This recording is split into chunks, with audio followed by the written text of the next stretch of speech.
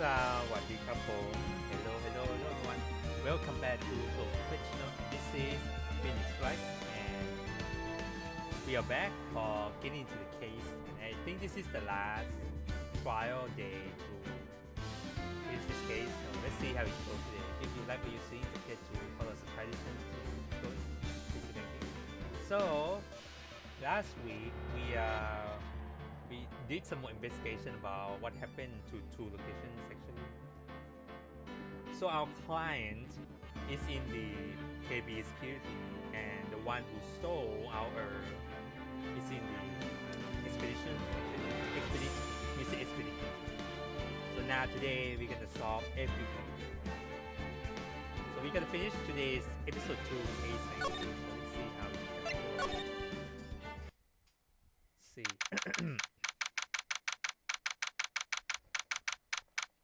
October 14, 9:41 a.m. Lobby number 4. Hey Nick, what is it this time? You won't believe how many people are here for the trial. Won't believe. Okay, let me see this one again. So this one. So we know last week that the one who make a mess about her is our girl Miss Andrew actually, and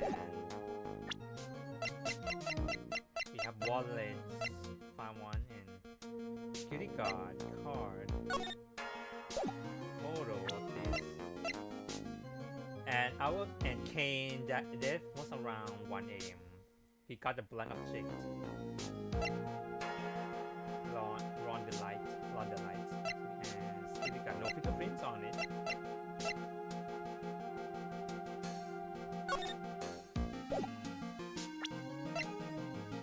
There's buzzer record or COF record. So this one has been pressed on 102. There's from testimony about second night. So actually we now know that he got instructed to steal some items, but we don't know who. But I can guess who it is now. Because right now our suspect, we only have this guy, his wife, not Andrews, and Kane. He knows something, and I think his wife is Master the Quits, and he just acknowledged him. But she said she hates criminal, but she may be lying, so we don't know about that for sure. Let's see how we can go now. Well, it is a murder case. What are you talking about? They're here for the trial next door. Next door? What? Next door? Why don't you know this, Nick? They're having Detective Emily's trial today. Detective Emily? They say they're going to try him as Master McQuiz. Already? That was fast. Boy, I need to see Master McQuiz's trial. I know. By the way, where's Pearl? Oh, she went back home. She said she can't neglect her training anymore. I know you don't like me. What? Pearl has really gotten into her training lately, huh? Yeah, ever since that incident last year. Please, don't ignore me. Oh, Mr. Delight. Good morning. No one lied to me. Of course no one lied to you because you are suspect for murder. No one even noticed me, even if I killed someone. Come on, don't be silly. Wait a sec. You don't mean you're the murderer? No, I'm just a poor thief. No, wait, that's not right. I think... Now let's see, according to Mr. Delight, of his second crime on, he was following a branch of set plans. Plans that someone has been sending to him to help him commit the heist. Do you think there's a connection between the thief and the murder, Nick? It's possible, but today's trial is a race against the clock. Huh? How come? Let's just take our time like always. I'm afraid that's not an option.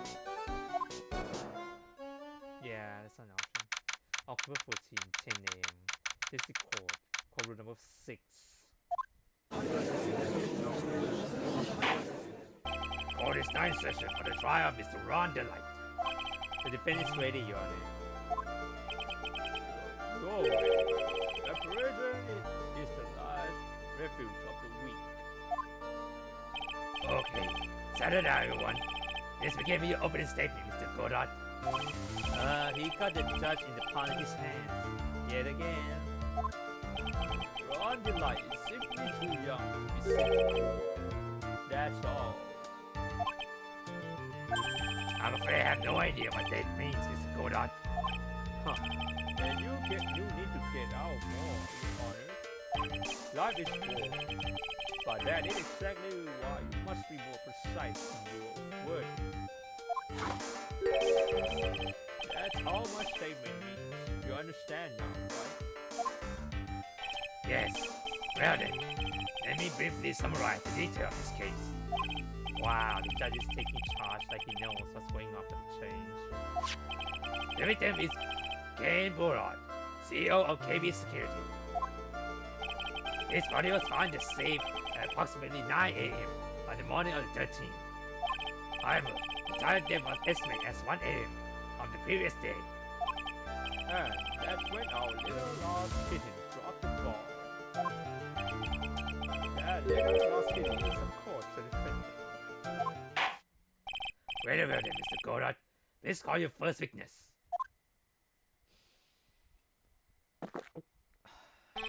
I never drink more than 17 cups of coffee during any given trial. But the first one is always the best. Mr. Goddard, your witness. Okay, let's hear what the defendant, Mr. Ron Delight, had to say for himself. The defendant, well, Mr. Wright, the defendant have any objections? It may be a bit of a disadvantage having the defendant testify, but I remember when Mia was defending me. She's allowed me to testify so she could do the cross-examination. She put a lot of trust in me back then. We have no objections, Your Honor. The defense will allow Mr. Delight to testify. You got guts in trial. all right then. Mr. Ron Delight, please take the stands.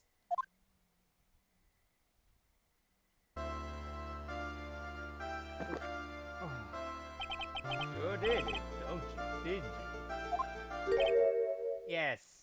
What? No, that's not true.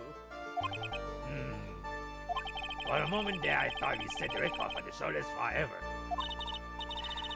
Well, Mr. Delight already looks plenty guilty with the bad face he's making. And once he's opened his big mouth, he's probably put the last nail in his own coffin. Very well. Now then, you tell me something. If you didn't kill Boda, why did you go to KB Security? Well, that's kind of hard to say. Well, Now then, let's hear some testimony about what happened.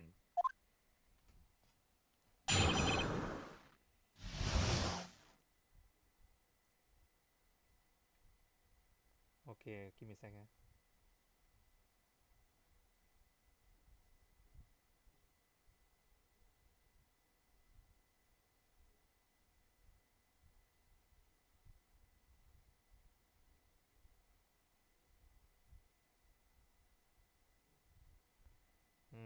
Okay. My witness to KB Security. Okay, let's go. Wrong way to go. Yeah, everything around 1 a.m. I went to see Mr. Boran in his office at KB Security. The blackmail letter I got, he ordered me to go there. It's been working for KB Security until a year ago, so I knew where his office was. 1 a.m. The exact time the murder took place. The weak gets washed away by the trial of fate. The strong drink it up.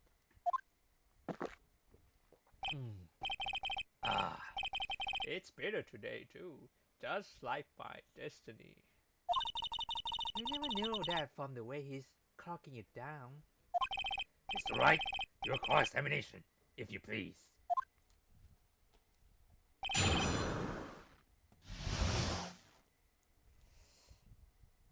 Oh, okay.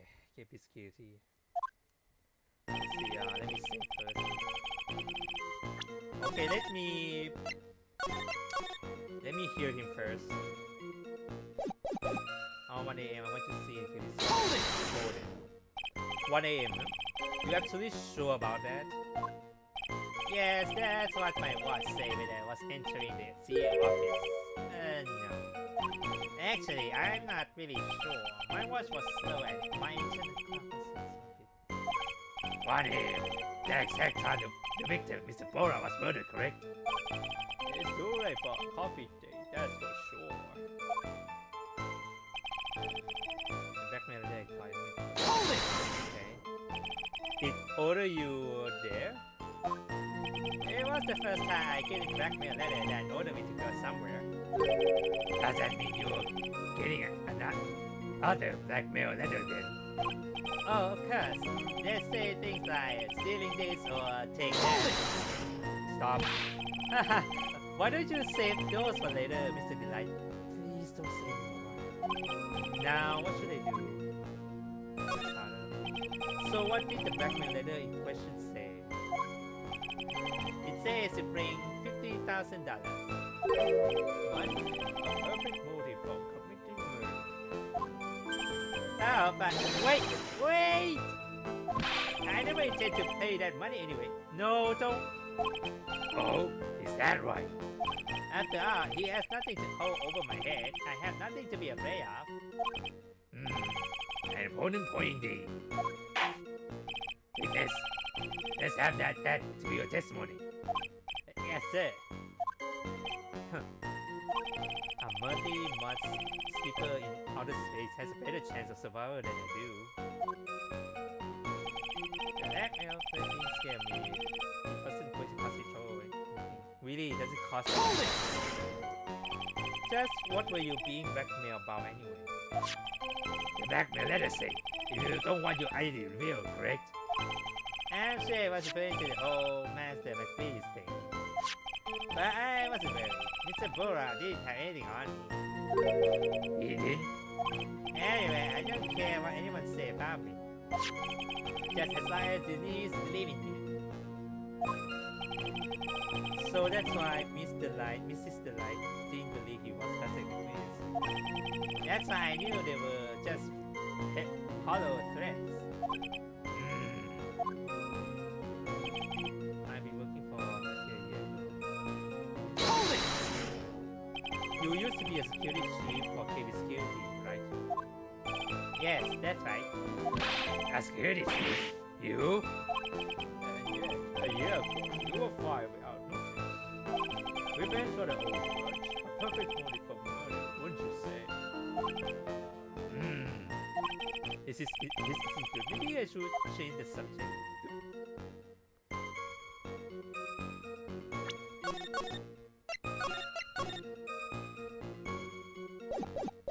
Why I was fired? Mr. Delight, please tell us why you were fired from the job. Well, the world is filled with those who have said, I wish I had never asked that. Okay, then I take it. Defendant, please answer the question. I need money. You need money? Yeah, you see, Denise loves to spend it. It's kind of her hobby. Not exactly the best hobby in the world, I think. My salary wasn't nearly enough. So I stole data from the company. Come again? KB Security has a lot of security info on all sorts of companies. And since I'm a security team chief, You stole some data and sold it. the goal I find out, I was fired immediately. What? I wish I had never asked that. I was somehow able to keep it secret and make it seem like I have quit it on my own. What is it? You don't look so good. Someone who bring harm to their company and fire as punishment. You do well to remember that. We sure told you. So you admit that you stole data from your company. Is that correct? Yes, I'm sorry. This is very important fact. Please add it to your testimony. Oh man, this whole thing just took a big turn for the worse. Clash and blew up. It's gonna take the job of life to whip this case from the clutch of disaster. Hold it! Why won't you do something like that? Well, for the news hobbies, what else? Wasting money, huh? It's not a waste! So, Mr. Light doesn't know that Blaster was fired, does she? So it would seem. I'm not sure what to think about a couple who keep secrets like that from each other. I can't believe it. This case has getting even Maya to think seriously about couples. Please try to stay focused, Mr. Wright. There wasn't much in his testimony, was there? Sounds like he avoids something. At least that's what it sounds like to me. I've got a bad thing about this. You better be careful. But if we don't find a way to make him spill the beans, we'll never get closer to the truth.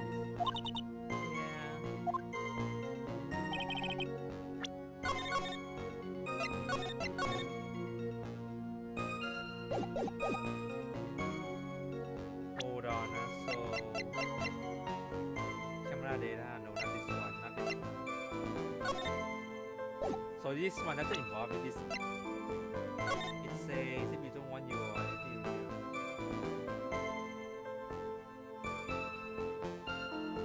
I'll take that red diamond we received the other day and say, what is red diamond is talking about?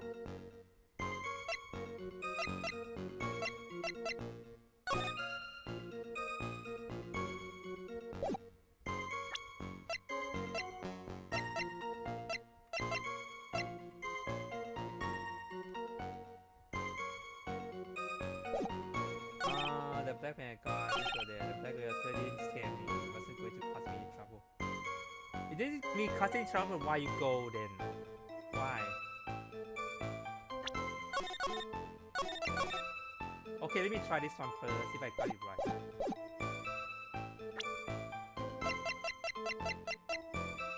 Objection! Nope. Okay, hold on. I thought I got it right. I've been working for years. My fire me for saying cuts. She doesn't know about it.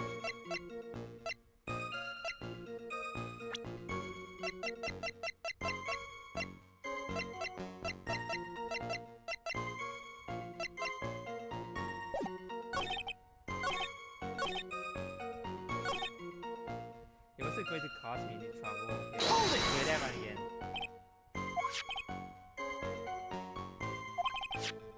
Objection! Oh. What? I'm afraid that reason isn't going to hold up anymore. What do you mean? The victim had no proof the defendant was Master McQuitch. But you were the one who stole company secrets only 1 year earlier. But that was over. that was over with once I was fired. But it is true that the fact our store secret was kept under wraps. Even though wrong words. Even so, there was no reason for me to pay up now a whole year later. Is that really true? What is it, Nick? The fact that Rob was stealing company's data. I wonder if he would have a problem if that ever become public knowledge.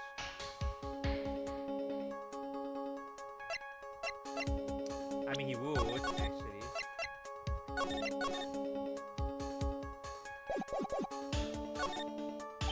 Mr. Delight, I believe you would have been in considerable trouble if your identity as a company data theft was made public. Mr. Wright, what are you trying to do by bullying your own client? Huh. Men are like colonies of bacteria. The more heat you apply, the faster they grow. That's exactly right. Well then, Feel free to keep up the heat, my little loyal amigo. Little loyal amigo. Yes, now come on. Provide some evidence to back up your assertion. Why would Mr. Delight want to keep his data stealing from going public? Oh, wild.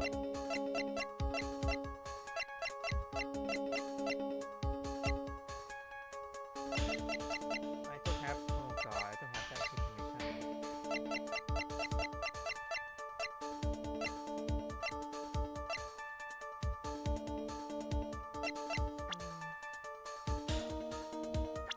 Why Mr. Delight to keep his data still?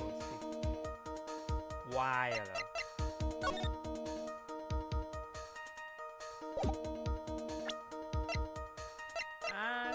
I'm not sure this one at all, you know.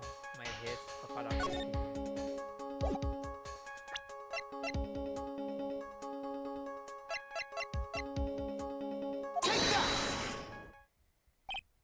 Ah, well, Mr. Defendant. Huh? You heard the defendant. Just when I thought it wasn't possible, a whole new level of irrelation raised before me. It looks like the defendant was just playing with himself. Oh, great. Hold on. Let me try that one again. No, especially. Nah, I guess not. But you just say he might. Always avoid unpleasant or inconvenient facts. That's one of my rules. Don't try to get out of this by playing all cool.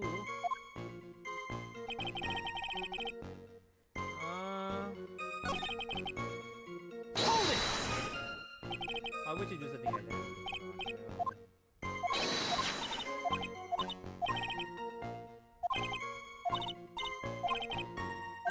He's hiding something.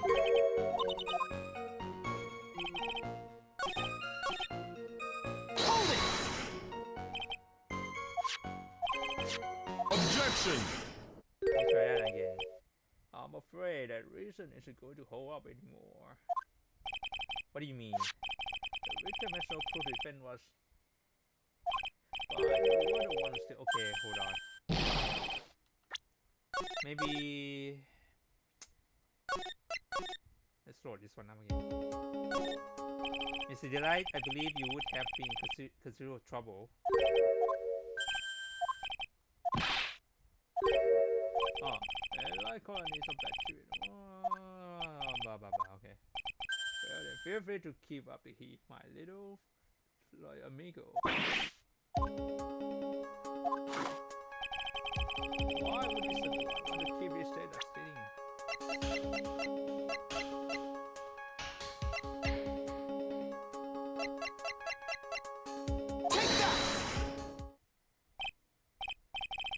Oh god, not again. Hold on. I'm not sure at all.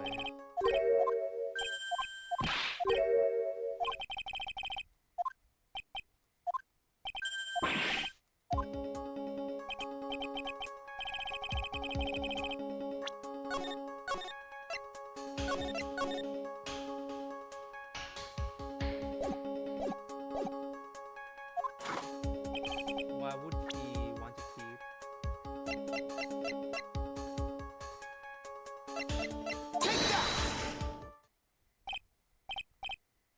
Okay, not that one. Hold on.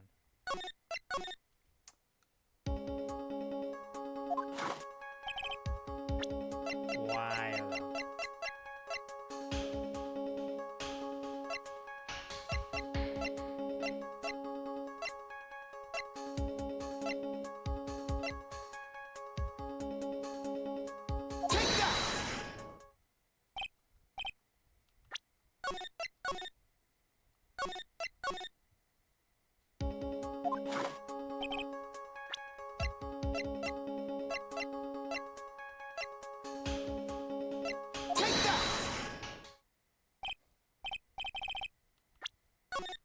Hold on.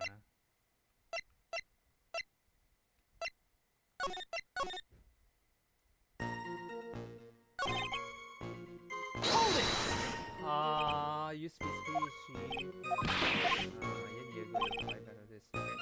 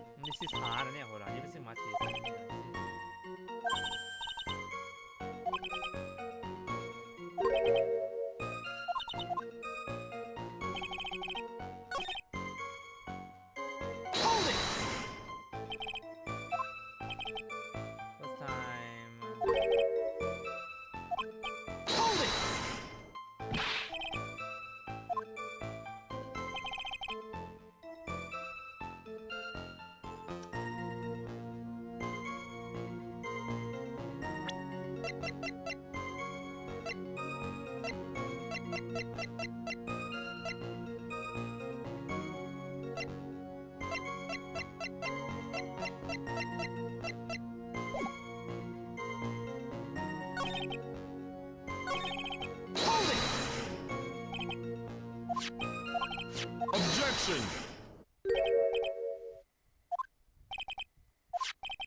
Victim has no proof. Victim has no proof that he. Okay. You were the one who stole.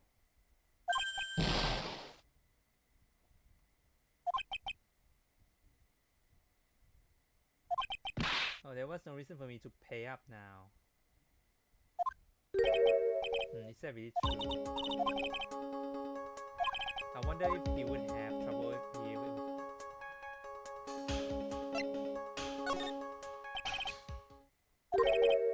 ATS companies.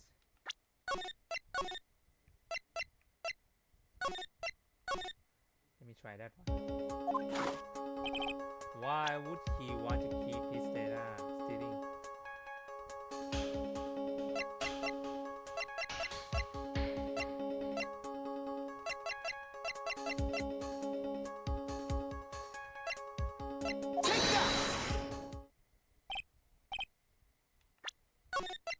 I don't know about this one. Oh god. Why would...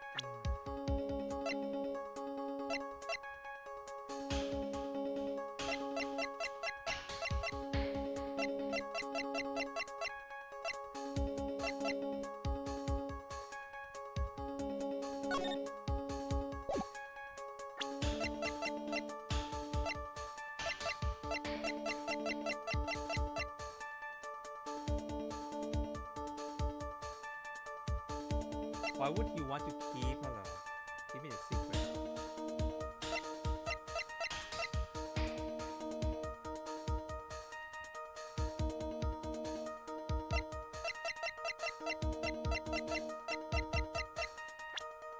All the wife Take that!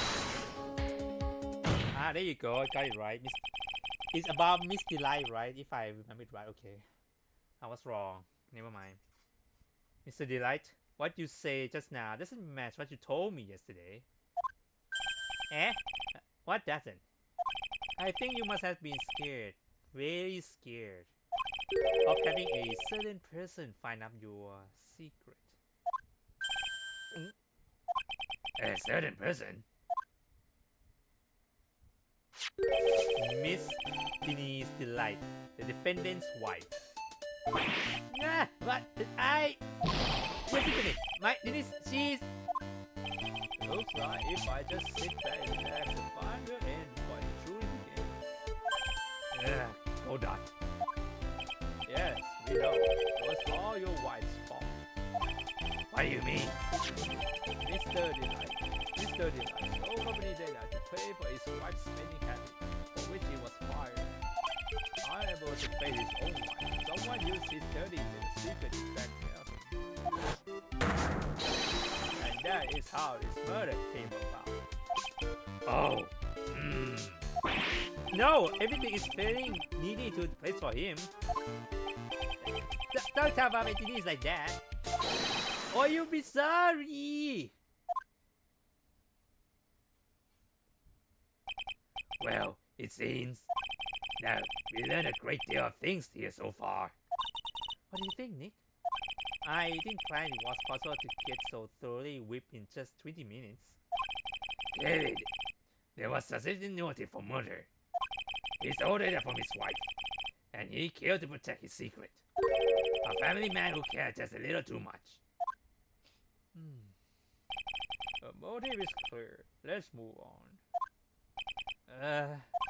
What happened at the crime scene at 1 in the morning, Mr. Delight? Come now, tell us. We're all ears. Okay, see you office. Finally, we can move on. When I entered the office, there was a suspicious shadow there. Suddenly, I was hit on the forehead. After that, I remember being a bit dazed. If I hadn't been wearing that, I would have been killed. When I came to, Mr. Bull, I was lying there, dead. I see. Slightly hit on the forehead, huh? I believe the detective from yesterday provided similar testimony. He said that Master McQuist stalked him in the head from behind. Of course, since Amelie turns out to be the culprit himself, that was all a lie. Huh. No one's going to believe a pathetic lie like that. What are you saying? Amelie was attacked. We'll find out if what you say is true or not during the cross-examination. God damn, Mr. Trial. It's a trial. Don't go easy just because he's your client. If I treat you like you are, I treat you to another cup of my special blend. You don't need to worry about that, Mr. Goddard. I have a faith in Ron. I knew he didn't do it. See you.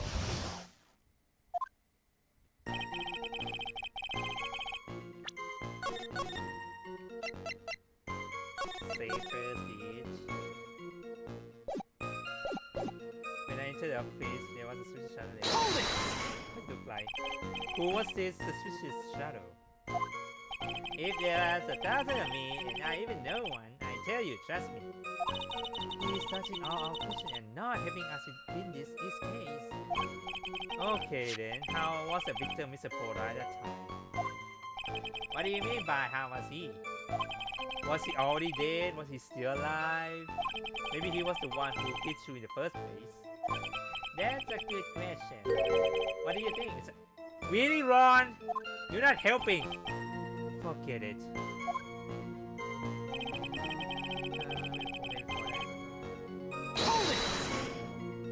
Your forehead. Yes, I was hit on the forehead as soon as I entered the room. It was an amazingly fast and powerful attack. Don't you remember anything about who hit you? Well, I'd say it was a fast and a powerful hit. So I think I'm a little dazed on a while. I don't think Mr. Tuna even grasp what you were asking. Yeah, I'd like to show you a fast and powerful attack myself. Maybe that would knock some sense back into me. If I don't have weighing, weighing what? Hold it! That? Could you please clarify what you were referring to? Why, my Master McQuist costume, cuz? Wait just a moment. Master McQuist? Huh? Oh, did I forget to mention it before? Just to be on the safe side, I dressed as Master McQuist. And then I descend upon the office of the CEO of KB Security. What? Nick, did you know about this? He never told me this. I don't recall he ever mentioned it to me either. Even I don't, if I didn't know that. It seems our little friend he loves to keep secrets. I'm sorry, I just never had a chance to mention it up until now. Wait, that's not right. You know, sometimes things just... Huh. My 6th cup of coffee is starting up at me coldly. Anyway, we can't know this new piece of information. Witness, please correct your testimony. One more time. Why were you dressed up as Master McQuist? Why? Because of Master McQuist, of course. What are you talking about? Master McQuist's trial is being held next door. Yes, I guess so. Anyway, at that time, I thought I was being backed over the Master McQuist issue. So I thought I should go as him just to be safe. Oh boy. Let me tell you, it's a real pain to move around with that cape. That's why it took a lot longer than I expected. Took a lot longer? What is he talking about? What did you mean by took a lot longer? Oh, only the safe, of course. My cape got caught in the safe door, you see. How? This all happened when I was hiding Mr. Bullard's body. What was that? Back up a second. Yes? You were the one that hid the body in the safe? Well, yeah. Inconceivable. Why? Just why? What reason would you have? What were you thinking? Question: When does someone toss their dirty clothes in the washing machine? What? The answer is simple. When they take them off. When they what?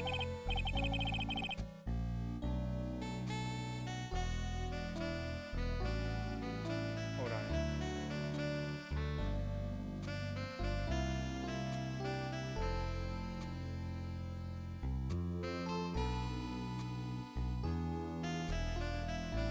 As usual, I have no idea what you're saying. Do you mean that Mr. Delight hit the body because he's the murderer? Ah, so you're not as stupid as you look. What the fuck? His metaphor this time was really obscure. No!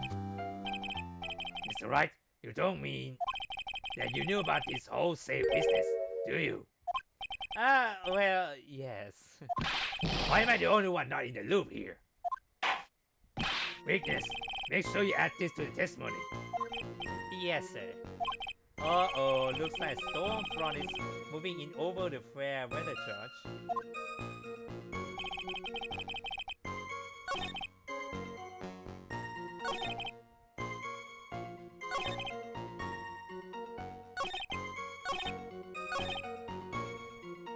I have been killed by a very much when I came to.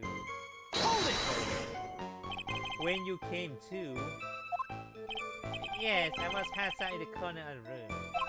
Do you know when your assailant make the escape and to where?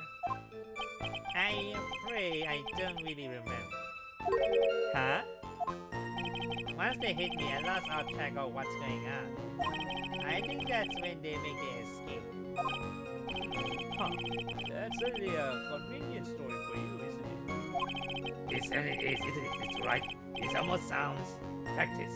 Not precise. I don't know why you're telling me. I made a hit the body and say it took about 10 minutes. 10 minutes. Hold it! Why did you hit the body in the safe anyway? Well, because it wouldn't fit in the drawer. That's not what he meant. That's not exactly what I meant. When I saw the clothes, I kind of lost it. I thought that if they found his clothes, they think I did it. Huh. I think you have a simple reason to that. It's because you killed him. That's why you spent 10 minutes hiding the body. That certainly makes more sense. Hold on. 10 minutes. What is it, Nick? I just had a thought. Under those circumstances, would you normally try to hit the body and spend 10 whole minutes to do it? Under those circumstances? What circumstances? Oh! Hey, Nick, if you think his behavior was so strange, why don't you present some evidence that would show just what those circumstances were? That's it. I take a look at the court record and present some evidence. We heard this from Mr. Delight yesterday, didn't we? There's not much in this testimony either. I bet you I'm still hiding something. I wouldn't be surprised. We just had to draw it out of him. I just hope it doesn't make things any more complicated.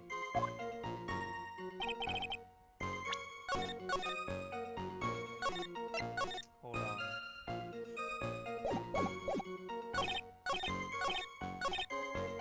For 10 minutes, really?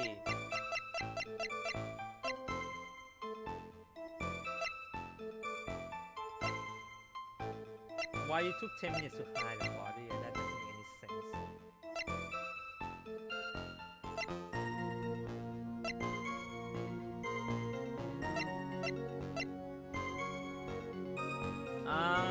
Why it took 10 minutes? Why?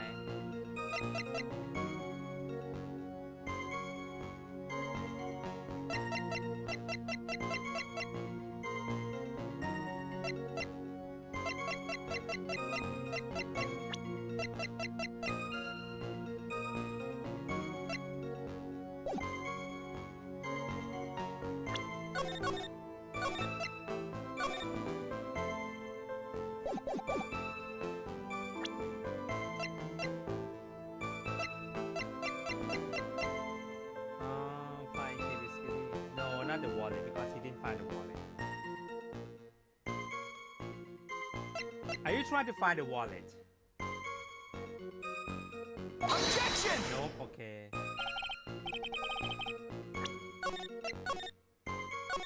You know, we're not trying to find the wallet. What do you do now?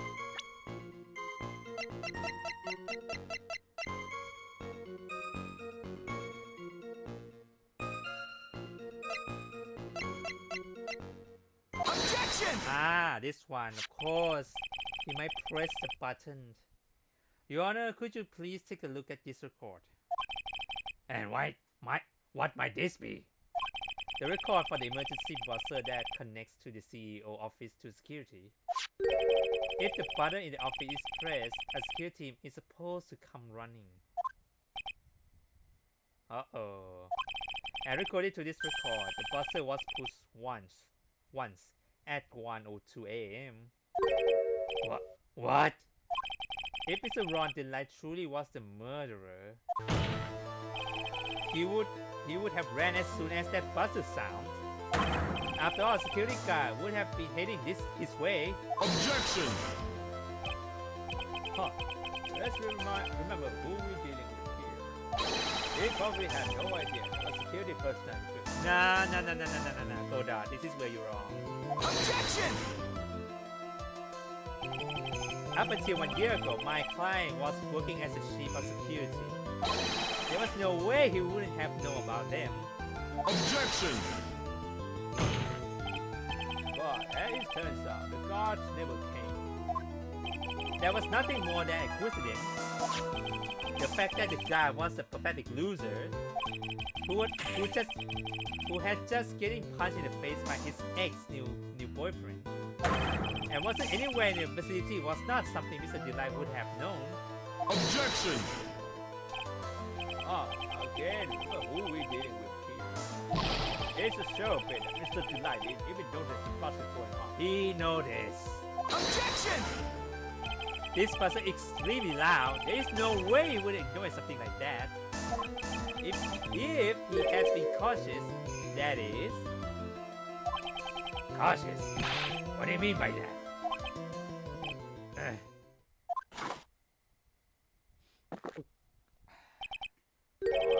let's hear your theory.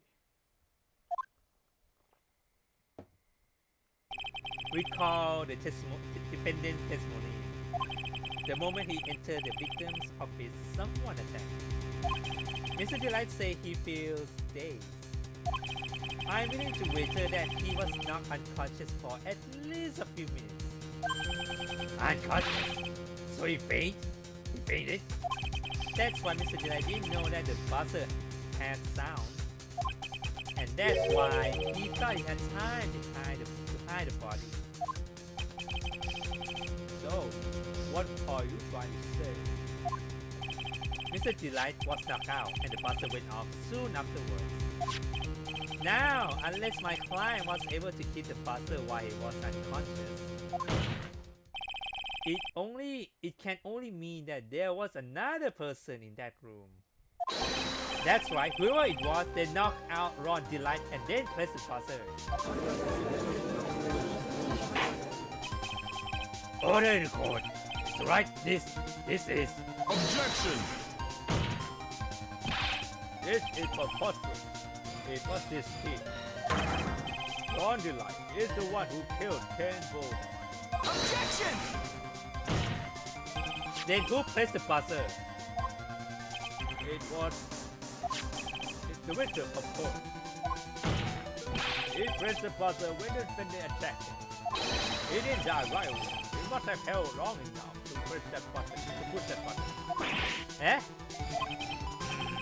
So Ken Bullhorn sounds the buzzer himself. What is your opinion on this, Mr. Wright? I need to prove that the real no one there to see.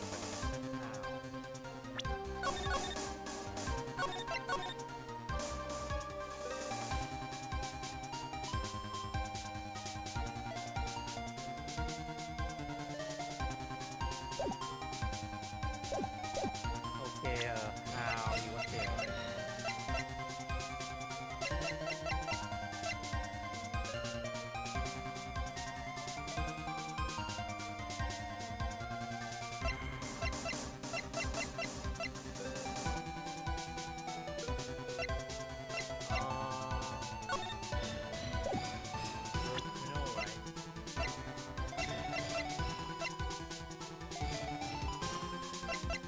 What's the other scene? What can I... Come on, think my head, think what am I doing?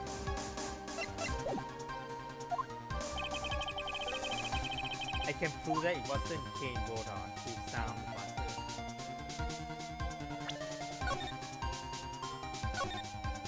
Wait, he didn't wear gloves, so it wasn't him. Right? I remember he wasn't wearing any gloves.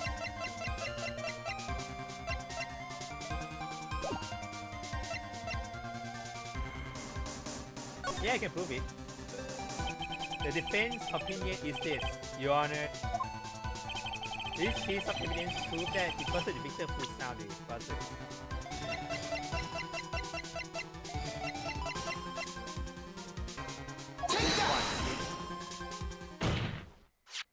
I believe this is a piece of incontrovertible evidence you were looking for. The emergency buzzer. Is there some kind of clues on it? Absolutely not. Hey, come on now. At least give some thought to what you say before opening your mouth. The fact that there are absolutely no clue is itself the clue. Now I'm the one who's clueless. This buzzer has no fingerprints on it. If Mr. Borat had really pressed it himself, naturally he would have left his fingerprints behind. Objection! You're on your light. I'll obviously wipe it off. Why? Why would he? A guy would have come at any moment. He touched that button. I know he did. Objection. The defendant, Mr. Delight, was dressed as Master Quiz. And Master Quiz always wear gloves. What reason would he possibly had to wipe the button free of fingerprints? Order! Order! Order! Ah, it would seem. I've been forced to eat crow. I wonder what blend number crow flavor coffee is. However, if the real killer was there at the scene, why would that person press the emergency buzzer? Shouldn't they have run away without putting themselves in extra danger?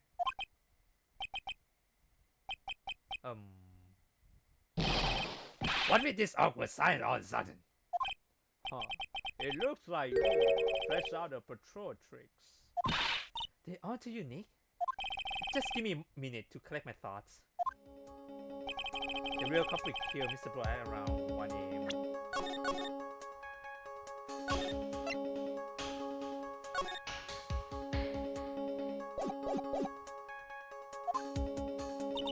And Mr. Delight just happened to bounce in the murder was taking place, right? Hey, wrong with.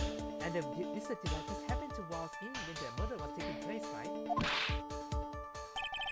The killer probably Mr. Delight and then started the buzzer. Even though security was supposed to respond right away if the buzzer was pressed, security was supposed to respond.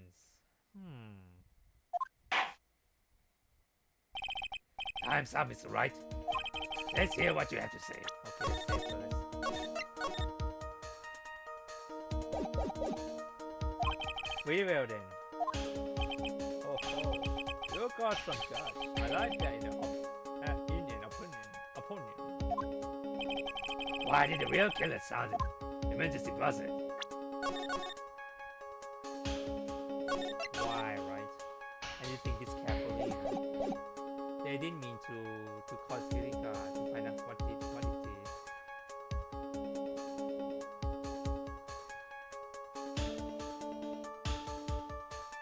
They didn't mean to. Why? Why they didn't mean to? There's no reason that they mean to. They must have some purpose.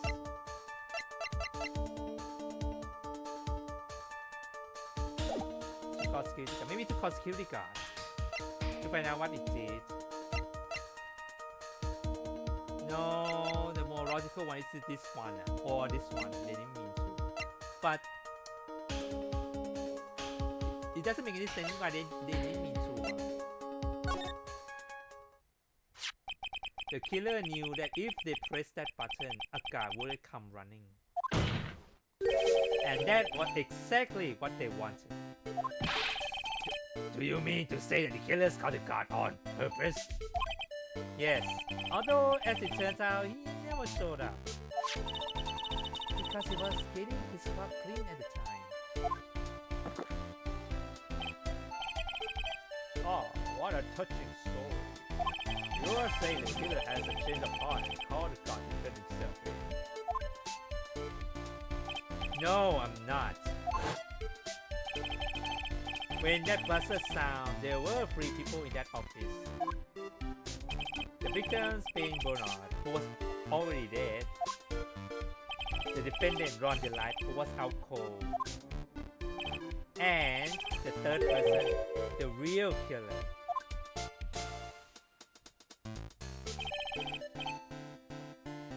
I for difficulty, yes. Now then, in this situation, if the real killer makes an escape, what would happen? The only ones left in the room would be the victims and Ron Delight. And if any security guards came running in at that time, they would think that I was the murderer. Yes, that was precisely the real killer's objective. To frame Ron Delight for the murder.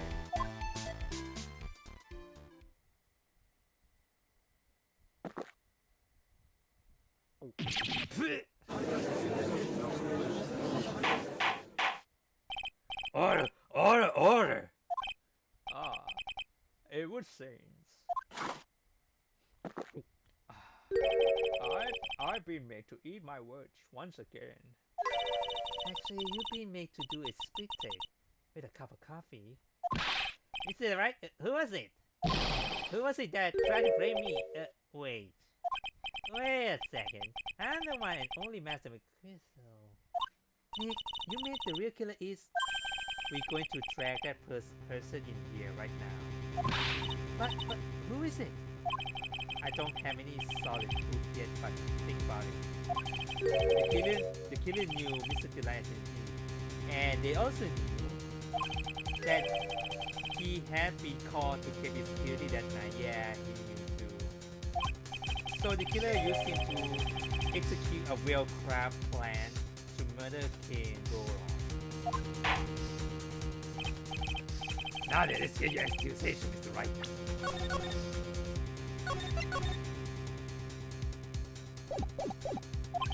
Who was it that framed Mr. Ron Delight for the murder of Jane Bernard? Who framed it, right?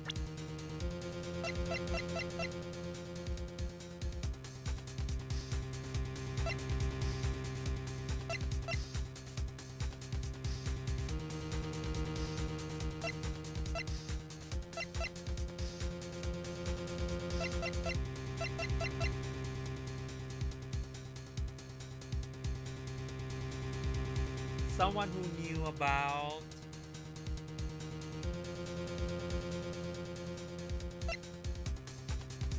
Take that! This one, right? There we go, it's right. Detective Duke Emily. He's the only one who would have done it. Ace detective. Good. You mean Master McChrystal did it? Your Honor, the person being tried in the court next to us. He's not Master McChrystal at all. He is, in actuality, the true murderer of King Boro. Order! Mr. Wright, explain yourself. Theft and murder, which is the more serious crime. Which is the more serious crime? They're not even close. Murder is a more serious crime, of course. It's a capital crime subject to the capital punishment. Please remember the trial from yesterday if you could.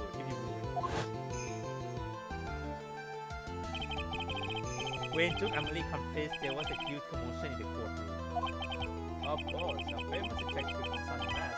Well, That's Master McChrystal. Instead of being convicted of murder, he was found guilty of grand legacy. That was his true objective all along. To be found guilty. Naturally, Chris had the perfect alibi for when the murder took place. He was stealing the Earl at Lonely Taylor. In other words, being found guilty as Master Chris was Luke Amelie's airtight, watertight, and unassailable alibi. A guilty verdict as an alibi.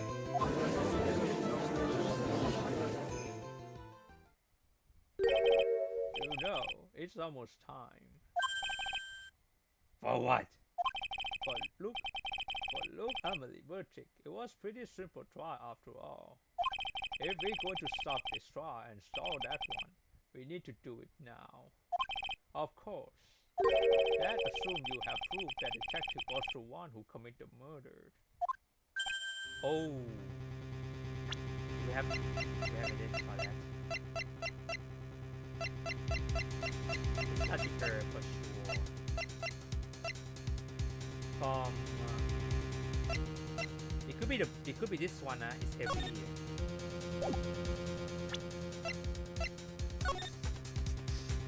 But we have evidence that these two know each other actually.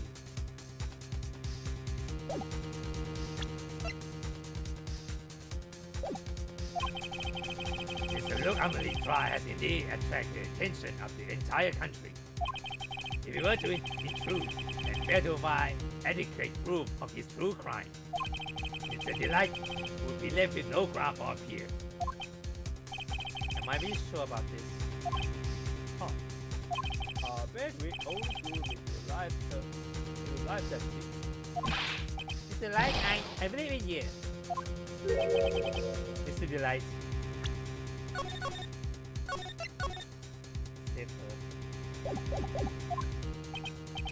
Sir, please. I'm begging you. Thanks, but my decision will determine the rest of your life. Can I really risk your life like this? Phoenix. Oh? Huh? What was that? Don't stray, Phoenix. For your client, take the path of trust. Trust? That voice, it sounds like... Mia! Your Honor, the defense requests an immediate recess. so that's your answer. Very well. I decide as well. This will now take 20 minutes recess.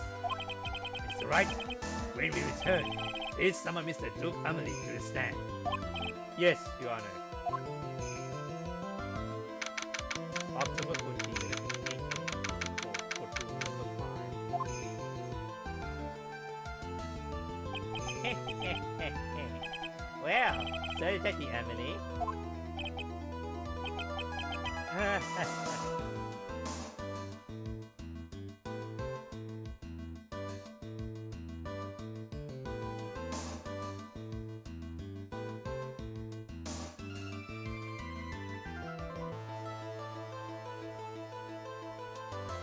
me a second, I need someone.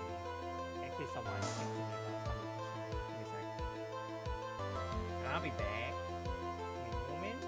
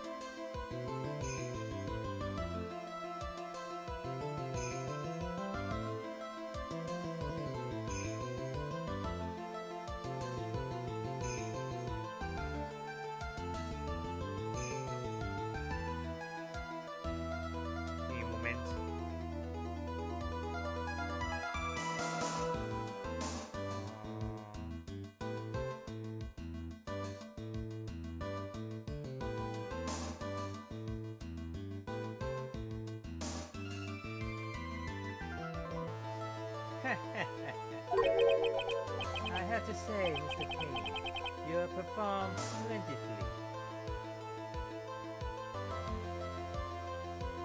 You performed splendidly. Oh no, Sir Detective. Detective Emily. You're the one too. Oh, who's this judge? I never saw this judge before. That's enough. This court sees no reason to further prolong this trial. This court found the defendants Luke Amelie. Hold it! Wait! Don't hand down your verdict yet, please. Well, Sir Lawyer, welcome to my courtroom. Who is this hoser, huh? My name is Phoenix Wright, attorney at law, and I wish to file an accusation against this man, Luke Amelie. Execution? You excuse Master McQuiz? That man is not Master McQuiz. He's just a ruthless murderer. What?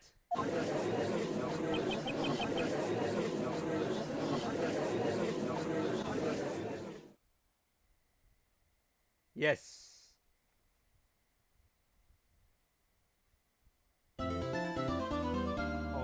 Okay, so it's getting fun actually. I didn't look at any hints at all. So this case is not as copycat as the last one.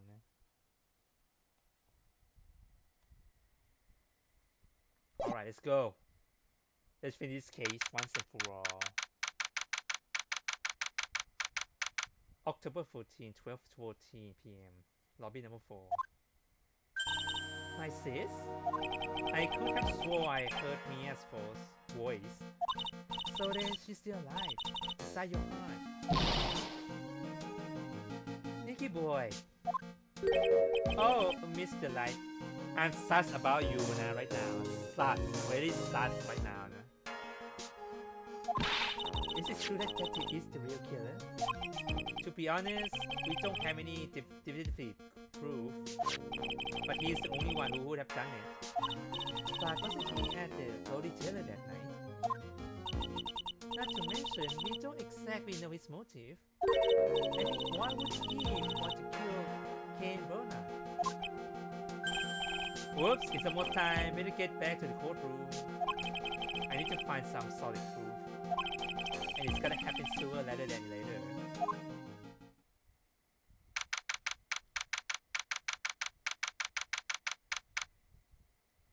Okay, courtroom number 6. Now then, this court's back in session. Mr. Luke Amelie, please take the stand. Well, what do you know, Sir Lawyer? I never would have thought to see you acting so recklessly.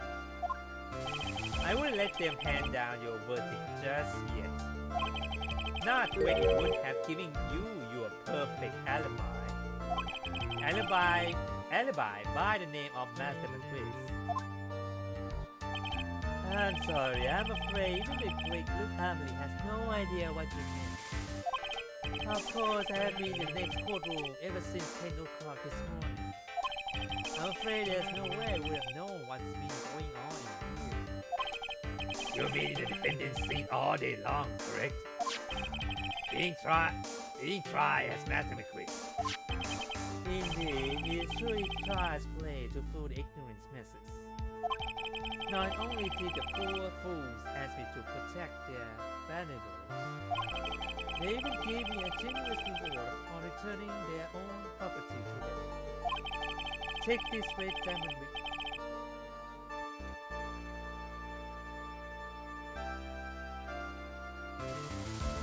Red diamond ring. Huh. Red diamond ring, right?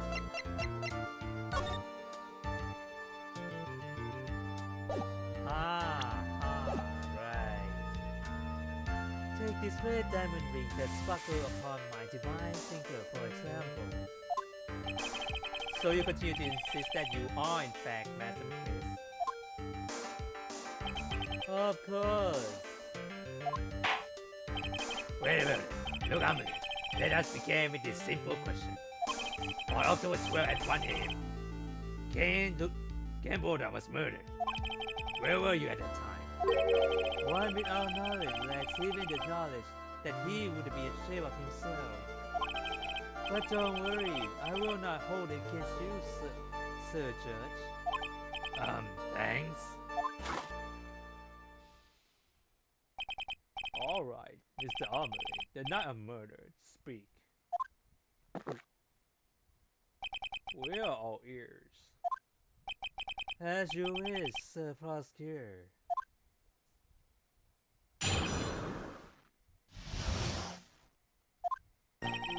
I was still in the Earl as the Master Princess as I announced I would.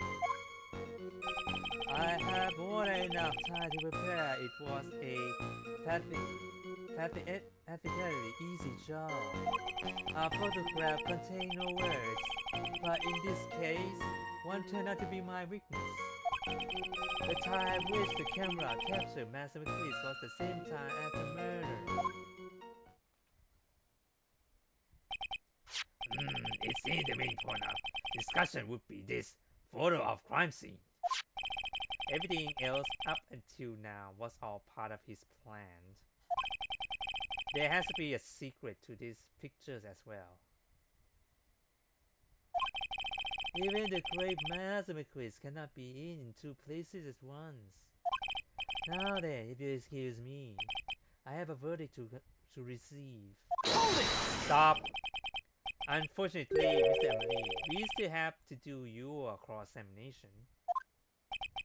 A fool is too foolish to know that he is a fool. I think he's trying to say that you are full of it, Nick. The only thing that's full of it is his alibi. Alibi.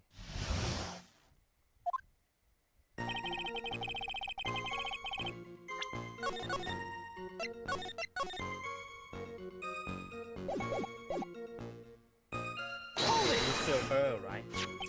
So this photograph is a proof, correct? Indeed it is. And the man in this photo is certainly wearing a mask. That is why I am called Master McCrease. But conveniently, that also means that there is no way to tell who this really is. What do you mean? Objection! Huh. Are you saying that this is not in fact Luke Armory? That it would be accomplished dressed up as Master McCrease to create an alibi. Oh, what an interesting idea. Are you saying that I am Lone Wolf too? That's accomplished.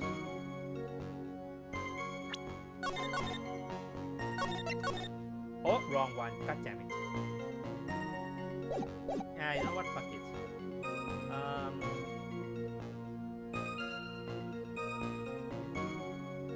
I have no proof right now that you have accomplished.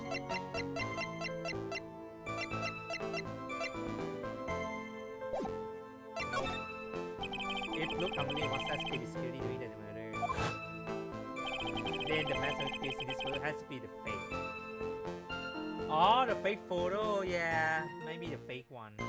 Or maybe the real one, but this is the real Master McCrease one. Then there really was an accomplice. But right now I have no idea who it was. I don't have any idea right now either. Basic objections are just what that guy wants. There's got to be a way, another way, and I'm going to find it.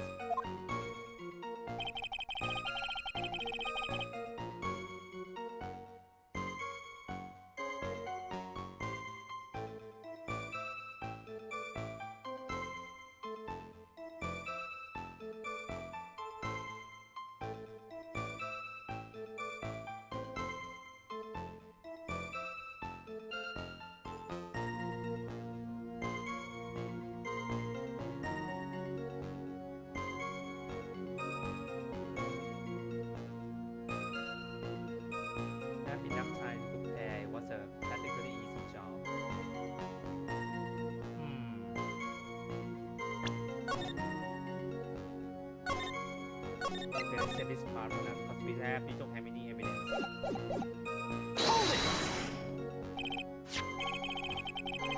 I believe Andrews hired you at one point. That's right. That was only 20 days ago, if I'm not mistaken. You sent the calling card to Lori Taylor 10 days before the Heinz. That would mean you sent out the card before you began your security watch, right? Indeed, there was no reason why I would do both jobs at once. It was the perfect opportunity to steal my latest target. I see. You truly are evil, aren't you? Yes, evil is what I am. Hey Nick, isn't there something odd about this? Native Emily was always proud of his detective skill, right? But if the Earl was stolen from Lori Taylor while he was the only one watching it, he would have no way to maintain his perfect ace detective persona. You know, that's true. It is kind of odd. A photograph contains no word. Hold it! So by photograph you mean this piece of evidence here, is that correct? Indeed it is, that is it. The very thing that proves I commit the crime. The very thing that proves you committed the crime. When you think about it, it's really odd. You say that almost as if you had this picture taken on purpose. Objection! He was simply caught by the very camera that he has set up. We all have days like that. Indeed, it turns out that there was no such thing as a perfect crime after all. Life is really an ironic thing, a sad blue melody. It looks like I better gather more information from now. If he truly the killer, there's got to be something phony in that photo. The time at which the camera captured message was the same time. Hold it! How you know? About the camera that took this photograph. Oh, come now, it's all too clear what you're thinking. Huh? You think I altered the timestamp on the photograph, don't you? I'm afraid that's impossible. The camera was set up by Lori Taylor, and on top of that, it was Lori Taylor's staff that framed that full picture statement. Ah, okay, so it's not fake. Unfortunately, for the defense, there is no way that full pictures would have been altered. I see. It looks like I better find something else that would be suspicious. So this alibi is false? This has to be boy who would have killed Mr. Bora at KB Security. But I'm not really spotting anything unusual. There are two possibilities. Either the method quiz in the photo is a fake, or the photo itself is.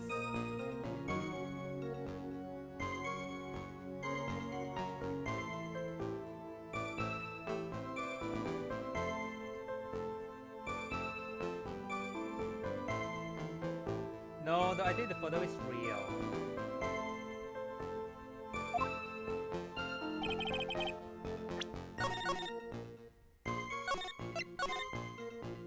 We don't have accomplished like that. Sorry. Accomplished. Can you see that photo again? Hold on.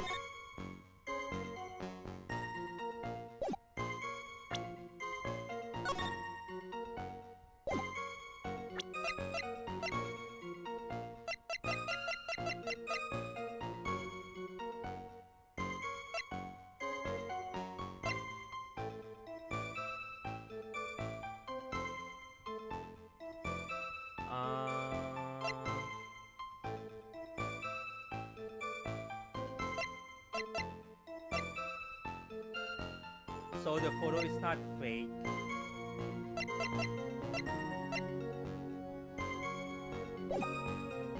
Oh. The photograph contains no words.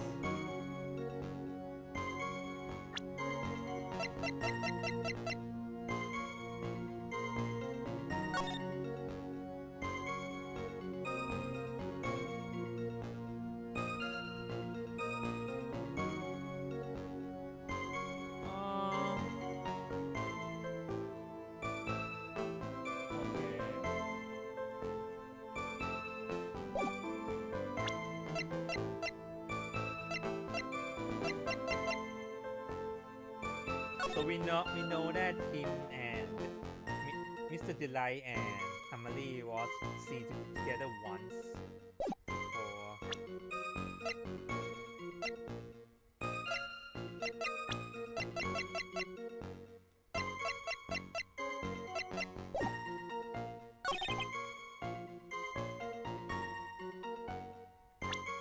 The murder took place at what time again?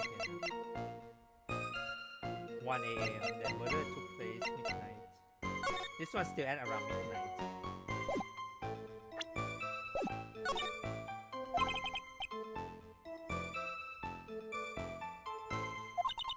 Well, I'm not really spotting anything unusual. Man that requested police fate or the police cell. I don't think the police fate. I don't think. But how can we prove that he's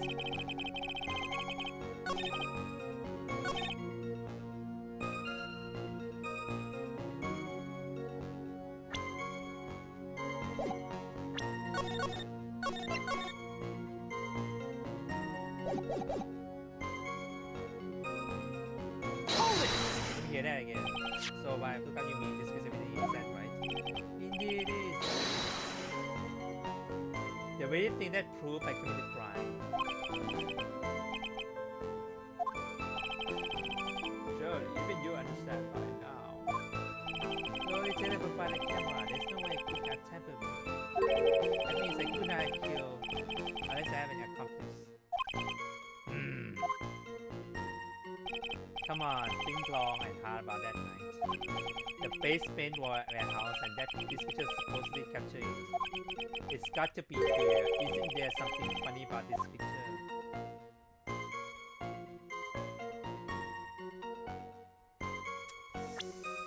Ah!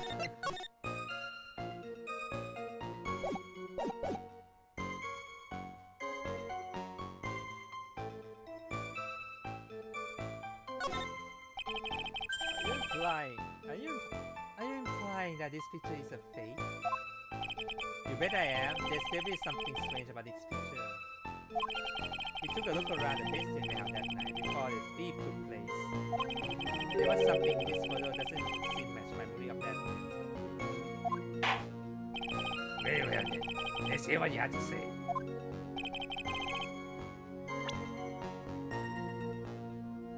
It's not this one, so it's this one. Take that! The funny part is right here. Why, this? Is it a blood stain? Ah, blood. Now this case is getting interesting. Not exactly. This stain is actually pink paint. Oh, just paint? And peach color at that. From blood to peaches. And Judge sure loves going on his wild tangents. The problem with this photograph is not the paint. The problem is when you consider the layout of the basement warehouse.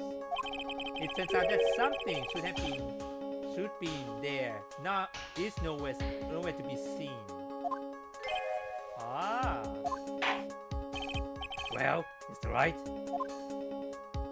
what is supposed to be in this picture instead of paint stain? Take that! The supervisor of the treasure expedite stated the following. Well, there's a good reason for that. On the day of the crime around noon, that golden statue just happened to arrive from the mountain's training hall. I realized that the statue would be perfect size to cover up the paint stains. That's why I put it where you first saw it. I myself was there the night of the theft took place and saw the statue in that spot. If this picture was truly taken on that night, then that's a statue would have been there. Objection! But when I went there the day after the theft, that statue of the whole bag was sitting in the corner. Well, it was somehow pushed there accidentally. Your Honor, this statue is slightly larger than yourself and it's quite heavy. It would take more than an accidental push to move it that distance. Huh.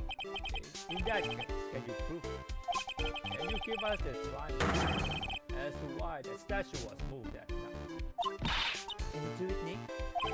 Never mind who moved it. The real question is why did they move it? Well, Mr. Wright, I hope you are prepared with your answer.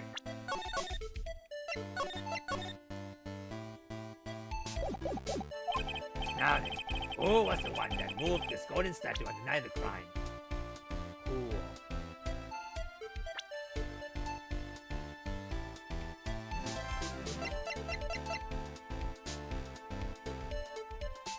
It's not Duke because he's not there, so who moved it? Is it a massive quiz or this one?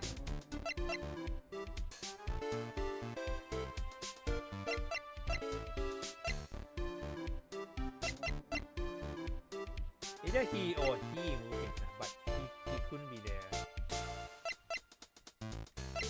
Take that! What do you think, Mr. Godot?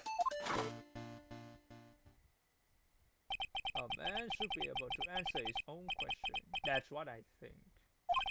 Right now, I'm busy trying to come up with 2 answers of my own. Oh. Why is coffee flat? And why is it bitter? Mr. Wright, basically you messed up. Okay, great.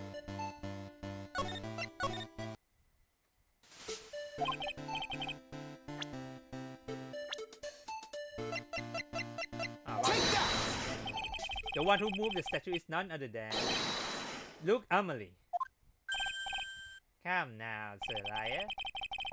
There you go again, one of your strange delusions. Mr. Wright, what basis do you have for your strange delusions? It's really simple. The witness was the only one in the basement warehouse that night. That is indeed very simple. However, why would I want to move a heavy golden statue? The reason for moving the golden statue, here's where our battle really begins. Okay. Why? To make it seem like someone murdered. Well, Mr. Wright, Well, Mr. Wright, always. What reason did the witness have to move the statue? The reason can be found here in this photograph. Look, Amelie, you pretend to be Master McQuist to create an alibi by showing you were at Lowly Taylor that night. But this photograph contains a single fatal flaw. If the statue has been there, your lie would be exposed like cheap film at drugstore. That is why you had to move the statue. A single fatal flaw? interesting theory. Please enlighten us. Just where in this photo does lie exist? Lie, oh god. I didn't save it too. Shit. It's lies.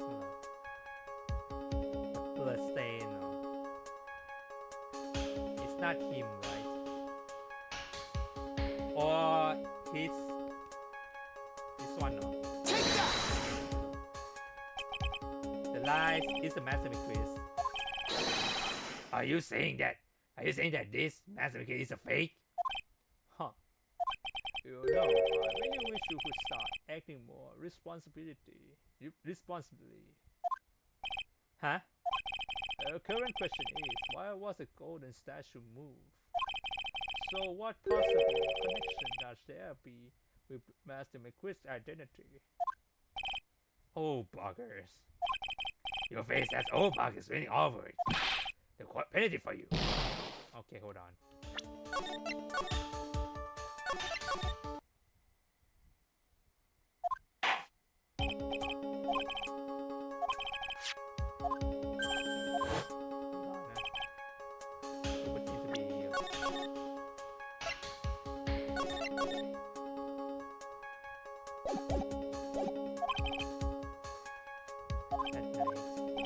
But this photograph contains a simple fatal flaw.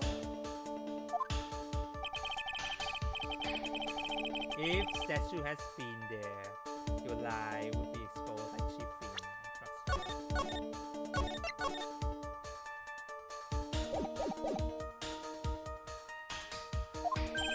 That is That's why you had to move the statue.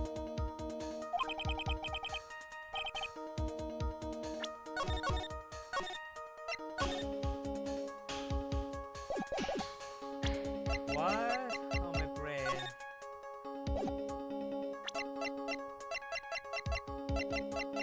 It's a blood off.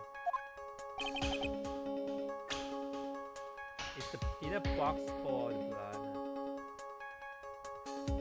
This one. Take that! It's always somewhere around here. Don't be confused. Do you think you need to take it? Oh my god, really?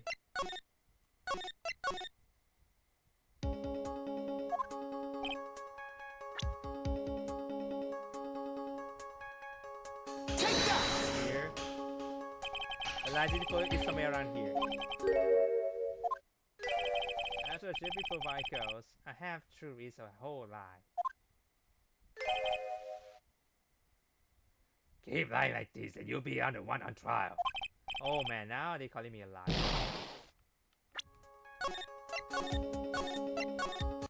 Hold on. A liar. Don't tell me it's a urn. Take that! The lies. This mathematics. No! That's not what I pressed. What the hell, game? No.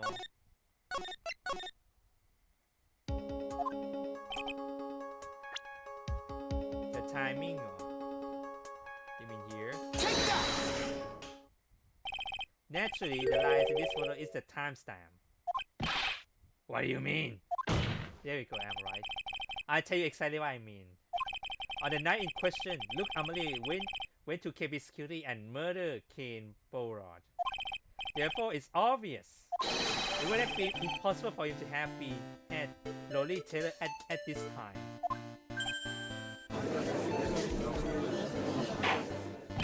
But what does that have to do with the statue being moved?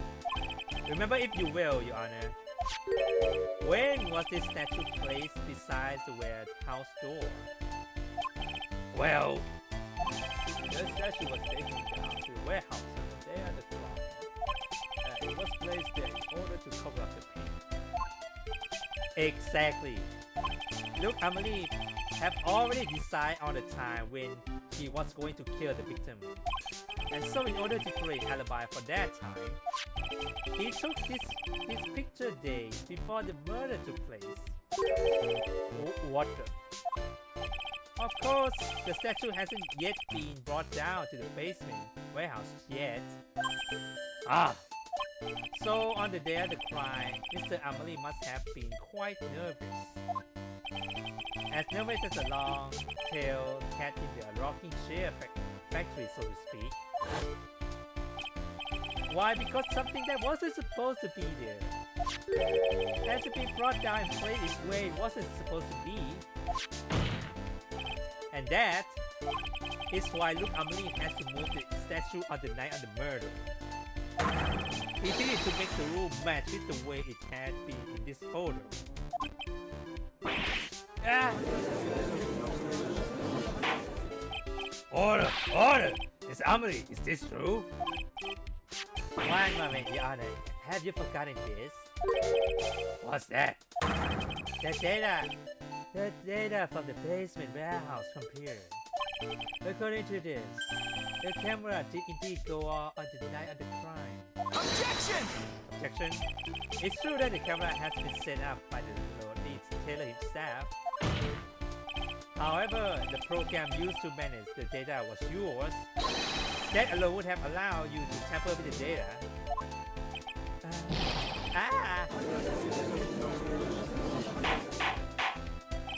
Order, order! Mr. Gordon, what is the meaning of this?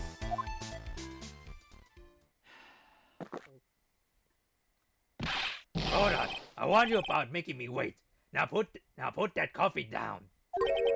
My lip, Wrong voice again. my lip in cups. I promise to drink no more than 17 during trial. Which means I'm still good till the last straw. However, the defense has a really good point. Good. So what? We are all right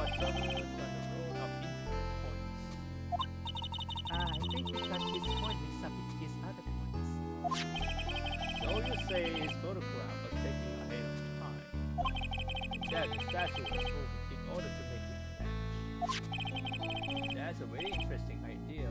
However, there's one point that can be denied. Which is That it's only a possibility. Men that are trapped by the chains of maybe can never reach their dreams. That's very true. no way. Don't fall for that, Your Honor. Hey, Mr. Marquis. Yes. If there's no funny business in your actions as the Marquis, there would be no trouble with you telling us your strategy. So let's hear it.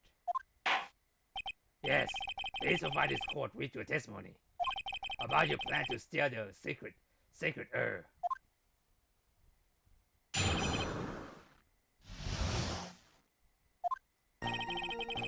I first received a request from Lolly Taylor about 20 days ago. The herb was placed in a box and Versailles. It was then sent to the warehouse. Hence, I was actually unable to see the herb for myself until the day of the crime. I knew it was extremely valuable treasure, so I sent my car 10 days beforehand. I then handled security by myself to ensure that my crime would go smoothly. At last, I held the herb in my hand for the first time at 1 a.m. on October 12th. That's pretty much all the stuff we heard before, isn't it? Yeah, but we will find the truth behind it in the nuggets of new information he gave. Witness, you sure there are no mistakes this time? Lazali. Very well then, Mr. Wright. You may begin your cross-examination. Secret herb.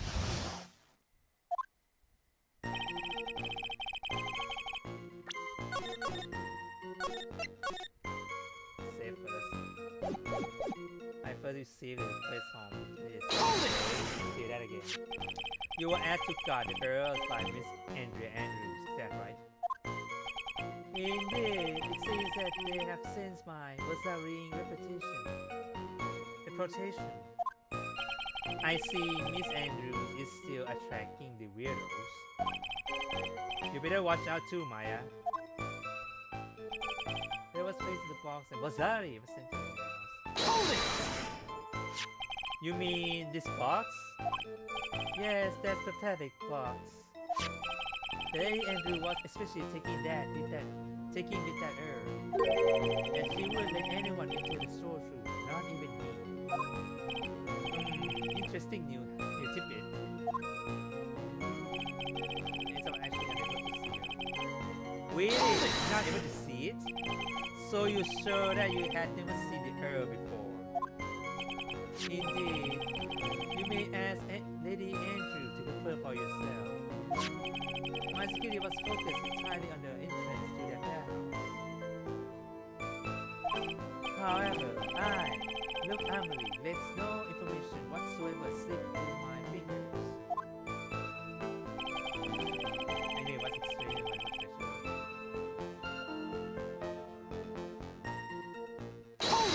Really valuable treasure? You mean this calling card? That's right, that is without a doubt my calling card. I guess it's a deal I didn't make this after all. Of course, because Emily knew about the emblem. Making this card authentic would make Charles play for you. I then had to split it by myself to ensure that my plan was smooth. Hold it! There's no one into the basement warehouse? Unfortunately, there were many different treasures being taken there. Thus, a period of approximately 5 days. People were indeed going in and out of the warehouse. At last, I heard it. And this is a photo that proves that, Indeed, to be honest, even if the photo was taken, I didn't think it would matter terribly much. Hey, if this photo is a fake, is it normally in my capsule whenever this was taken? That's true. You know, he's been saying that he never saw the Earth until that night. If we can prove that he's lying, then we can wrap this up and put a bow on it. I need to take a good hard look at the protocol. Not allowed to go on, is there?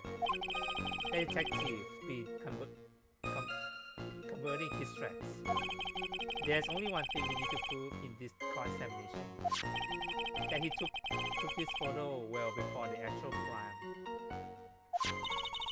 Alright then. How do we do that? There's one thing that Emily stated very clearly. That he had never seen the Earth before his story.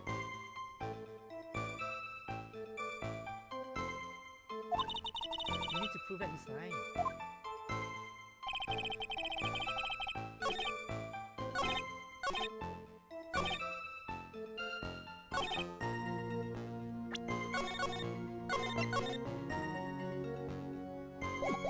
I need to look at hard look again.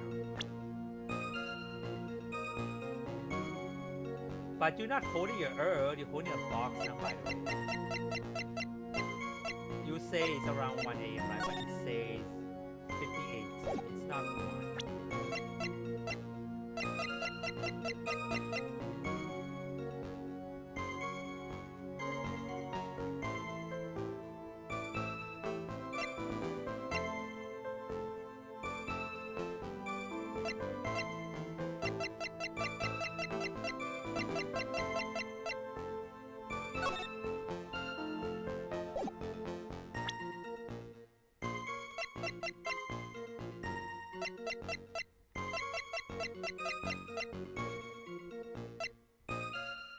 Wait, if the box has fingerprints? No, right? No.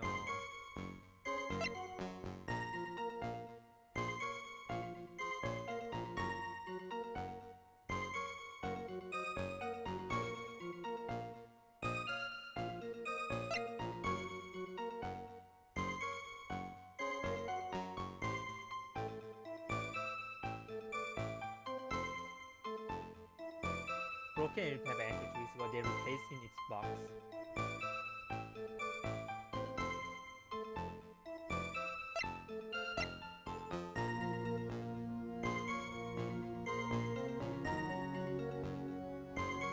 Already say it's been replaced.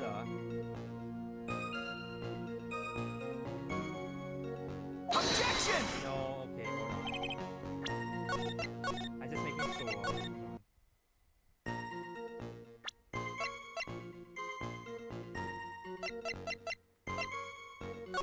You say it's 1. Objection! Nope, okay.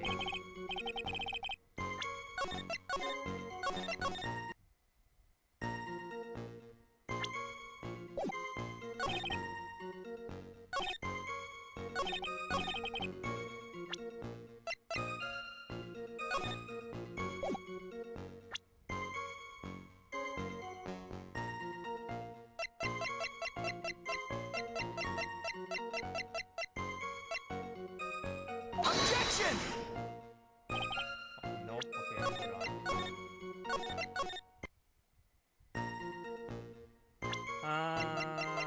on.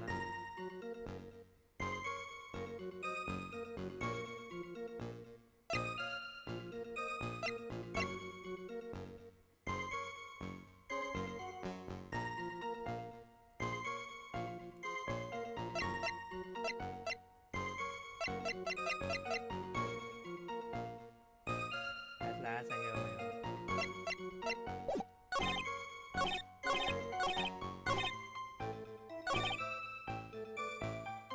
Hold it!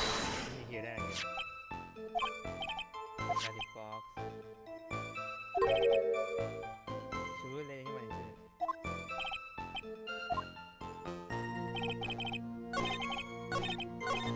Hold it!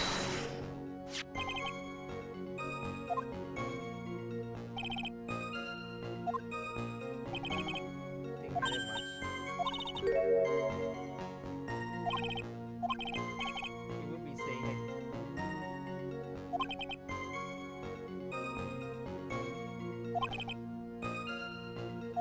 Haru the code record,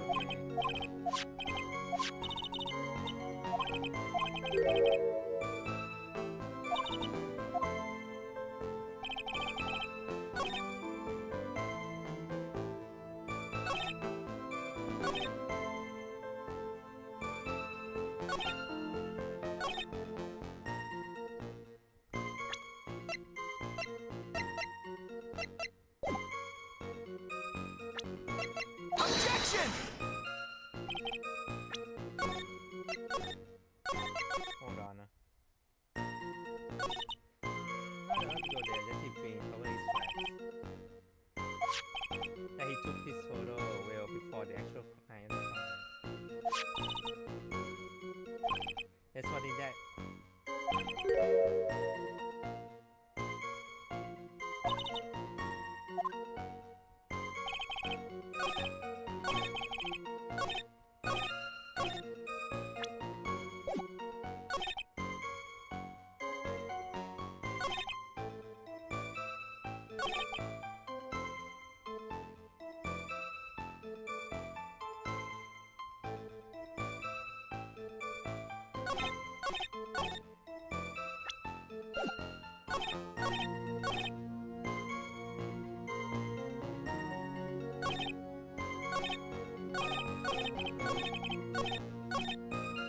At last, I held it with my hand for the first time.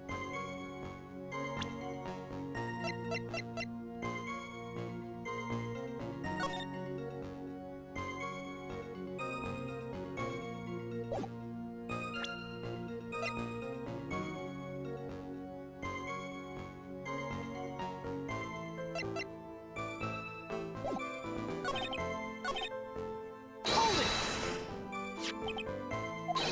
That's why that is without doubt my qualifier.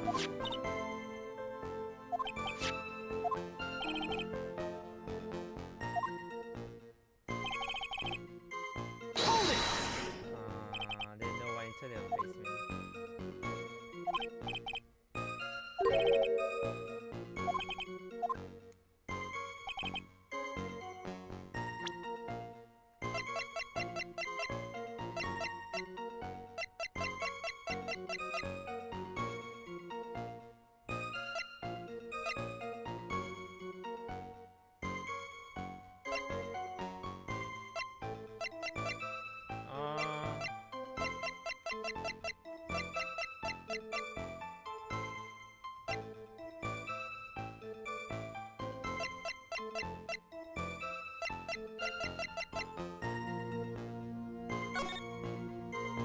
We're coming to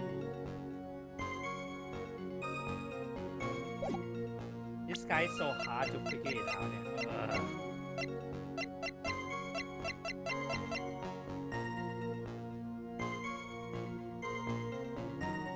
Objection!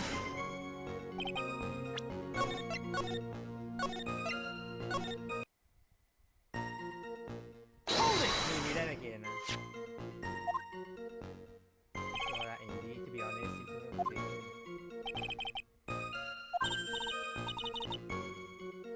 The Germany might have stolen whenever this was taken.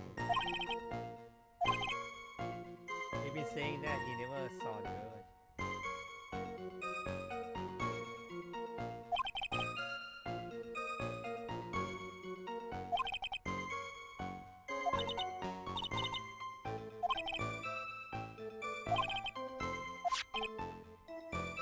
Then he took this photo well before the actual crime.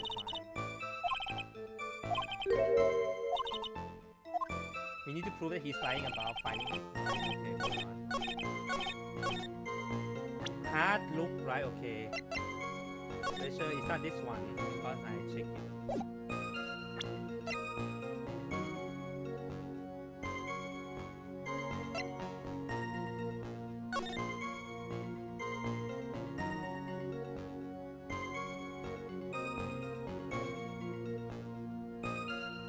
Speckle, would you speckle?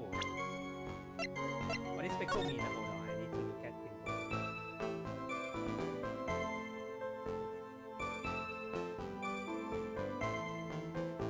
Let me check the grammar first in case I might.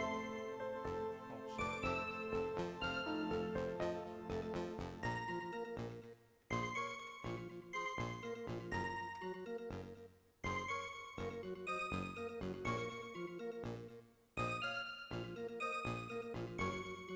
Cover or mark small spot patch of color.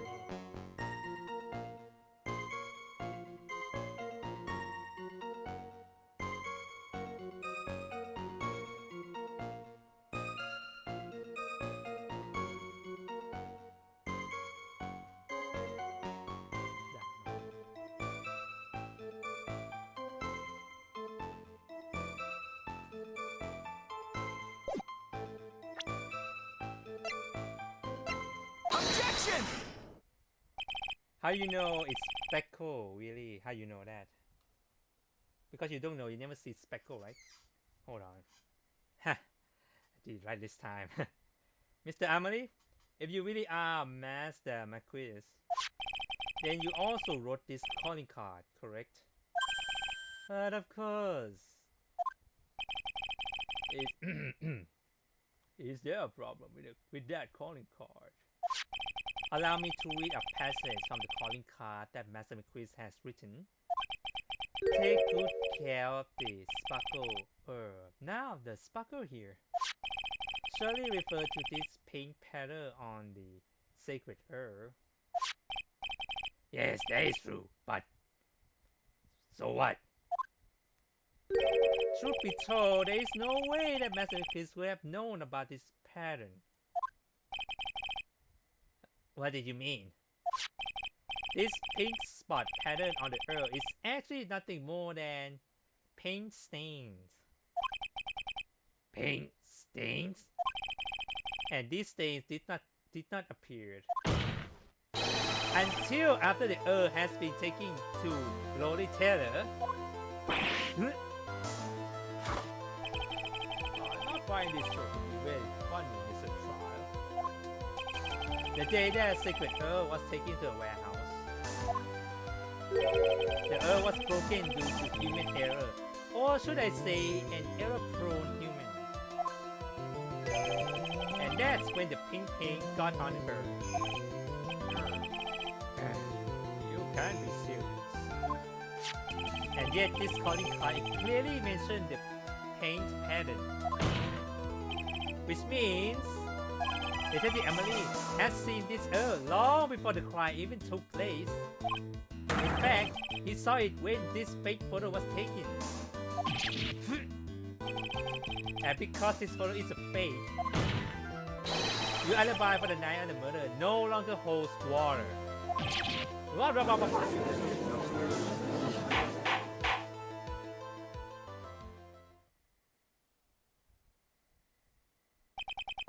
Weakness. Do you have anything to say for yourself? Alright, that did it. He broken. Nick, I think it's still a little early for a victory pose. Huh?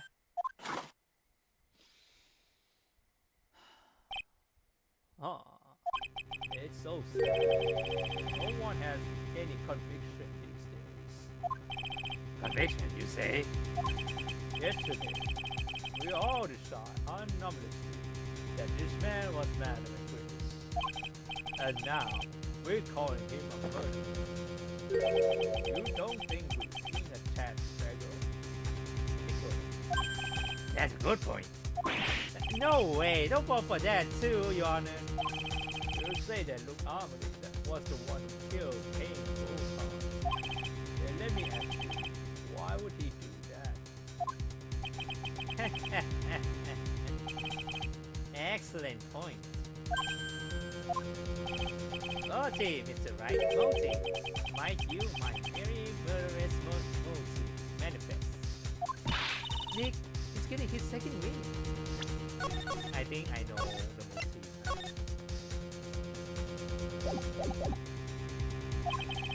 If he's prepared alibi and paid his crime on broad daylight, as you say, he must have a strong motive for murder. Only one any motive we've seen is drawn to light. Isn't that right, detective? Indeed, according to my own research, the boy motive is clear. Without motive, it's very impossible to prove guilt in a murder case. Now then, maybe you can enlighten us as to what the defendant's motives were. I'll be honored too, Sir Old-Timer. They're doing everything they can to make Ron look suspicious. Despite our lack of hard information, this may be our only chance. Motive for murder. Okay, let's hear it. I look harmless. There's no point of contact with the victim whatsoever. Kane Boran decided to investigate Master McQueen and simply mistook who he was. It was Mr. Boran who wrote the blackmail letter since it too wrong the light. And it was again Mr. Boran who harbored a grudge against Mr. Delight for his betrayal. Mr. Boran's mistake is quite excusable. The defendants truly believe he is Master McQueen. That is why Mr. Delight saw it fit to kill Kane Boran. Truly a tragedy. So the victims, Kane Boran, blackmail the defendant. This is the blackmail letter found in the defendant's apartment. Our handwriting test confirmed that Mr. Boran was indeed the one who wrote the letter. What? Oh, great. Very well, Mr. Wright. Begin your cross-examination. Motive for murder.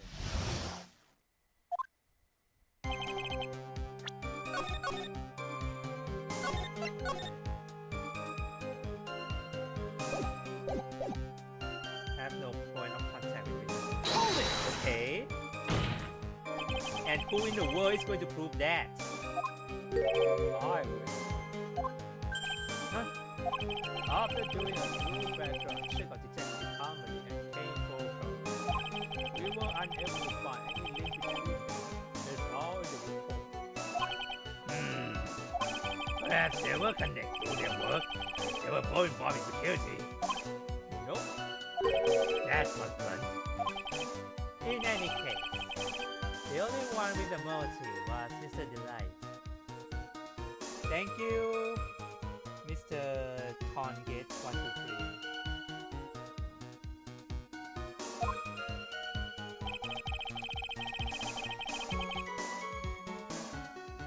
Hold it! Mistook, really? Mistook? That's right. That's right. Mistook. From the old Norse Vestama, meaning to take in error. That wasn't what I meant. That's who did the victim mistake Master McQueen to be.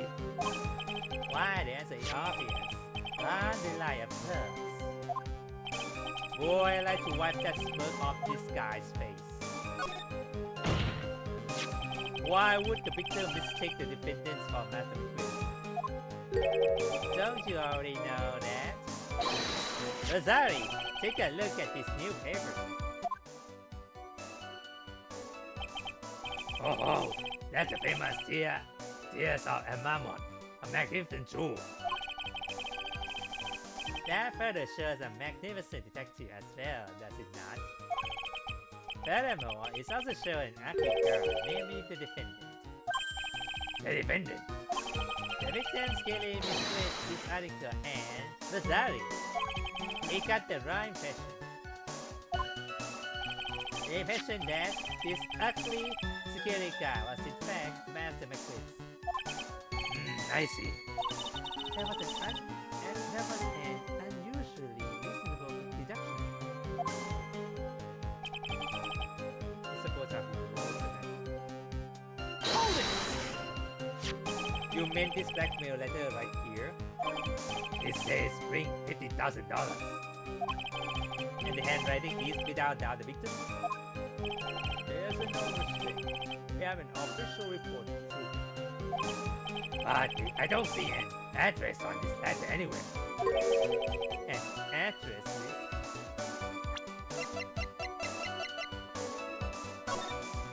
Yeah, why there's no address?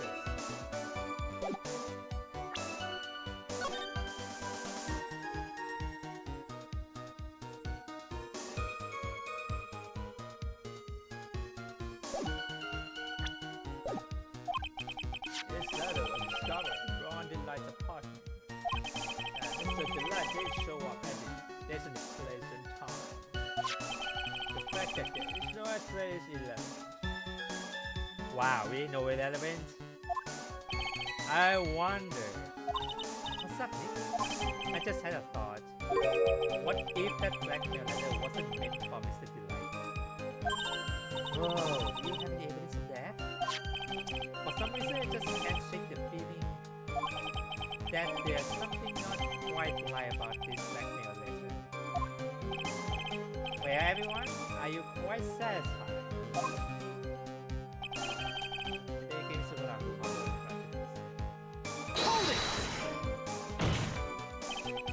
What do you mean by that?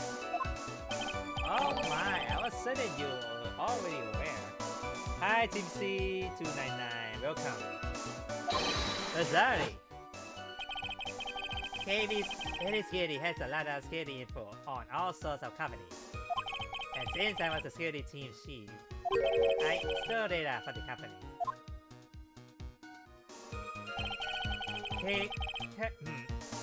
Canberra has yet to believe young Mr. Delight, which is why he sent him that letter for mistakenly believing he was the thief. Here is a file that we discovered in Mr. Borhan's office. Evidence that Mr. Borhan was receiving money through backdoor. However, isn't this a bit odd? Why did the defendant pay Mr. Borhan the money? Even though he wasn't actually master the quiz. On that point, there was an unfortunate bit of chance. This is quite excusable.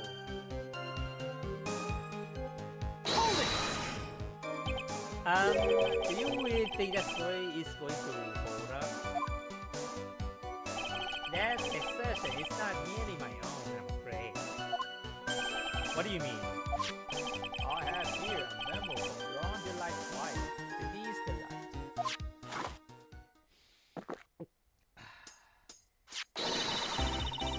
Ronnie thinks he's massive. No! Don't you feel sorry for him? Please don't think too badly of him. Huh. Well, Mr. Trial? Was he trying to act like Mrs. Delight just now? I thought he actually pretty convincing. So Mr. Delight saw it fit to kill. There's still no reason to kill him anyway. Now that's just your imagination talking. Calm now, Sir Liar. I'm afraid imagination isn't the right word for it. It is a deduction, a result of carefully applied reasoning. Can we hear that careful reasoning for ourselves? It's a long story and better say for another time. Wait a minute, another time. Those so-called long stories aren't usually that long. At least not in my experience. So you're going to try to get the company to Mr. Boron, right? Yeah, that's right. Hopefully it wasn't require surgery either. In that case, you have to talk about the blackmail. That's true. Was that blackmail letter really essential on? If you don't have enough information, you should press him for more on this one. Maybe I'll be able to shake some of his contradiction loose that way. Ah, okay. More contradiction.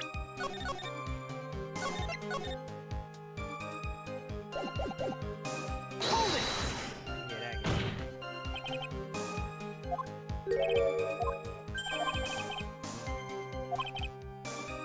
Finally linked to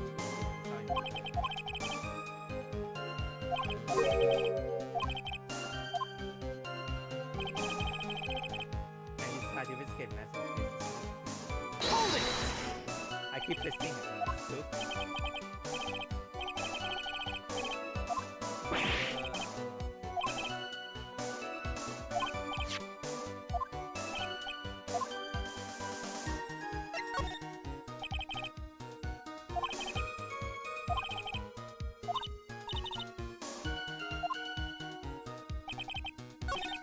Hold it! Yeah, that one again. Hold on.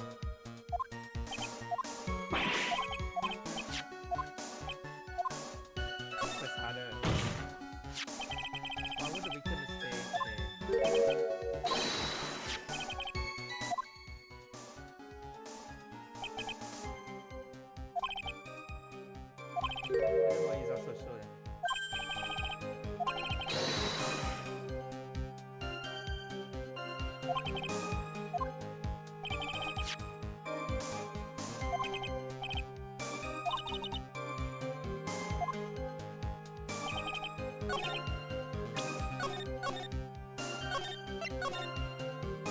It's just my instinct นะ Let me do this one. I might be wrong.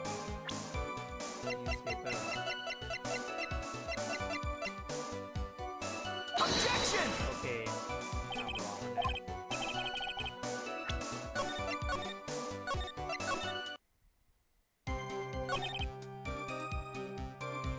Hold it! You mean this back here later?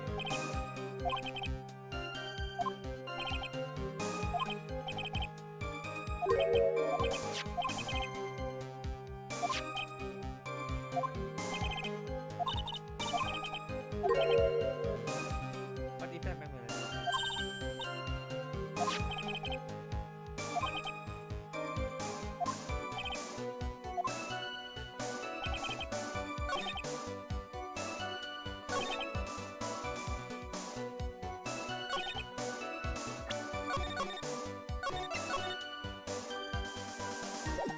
Red diamond, right?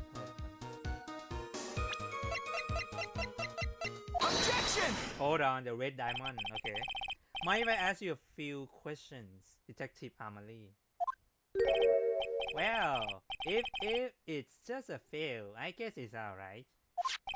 When you say that this letter was addressed to Ron the Light, I couldn't help but notice one major contradiction. Contradiction? I don't know where a walking contradiction like you gets off saying things like that. You're the one to talk. At a time like this, men are made to express themselves with their fists. Why don't you show us what you got there, Junior? Junior. Wow.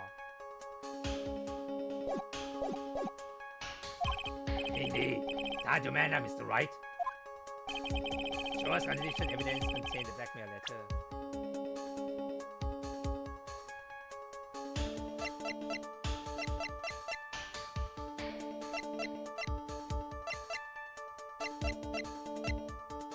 Take that! Huh. Two one punch like that wouldn't even faze me. Objection! I think you mean 1-2 punch. Mr. Wright, try thinking things through a little more before. Oh my god, really?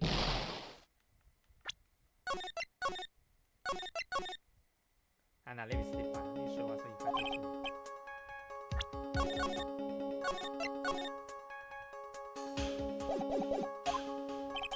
Sorry, continue. Let's say again.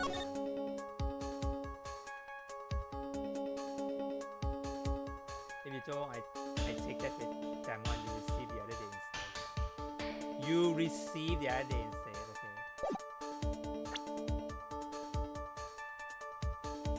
Okay. Contradiction.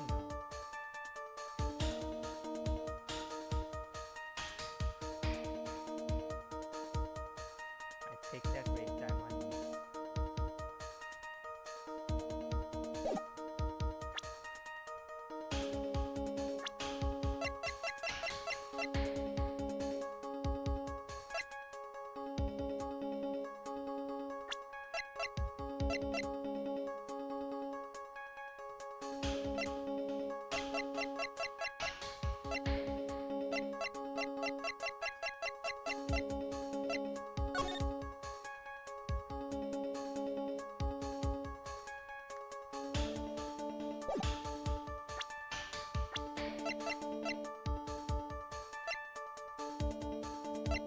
Take that! Nope, okay.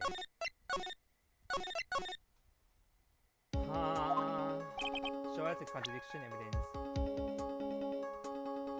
The content, right? So the content is for the contradiction.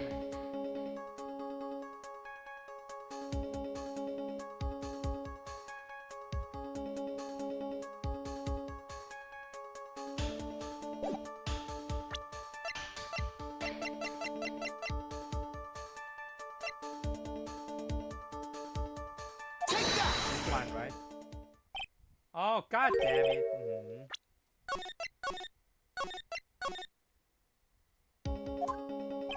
Show us the contradicting evidence in the content of blackmail letter.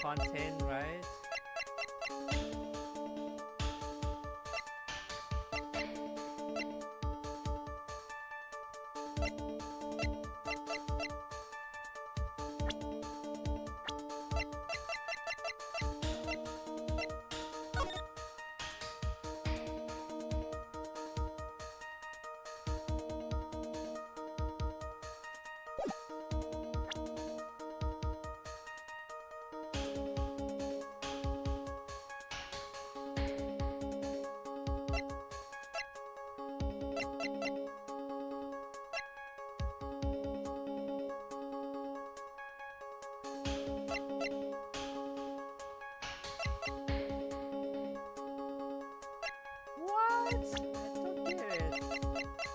Take that!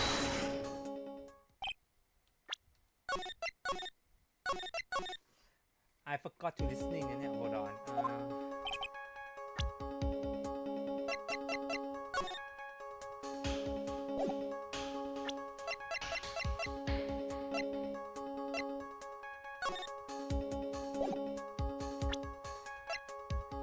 show us contradiction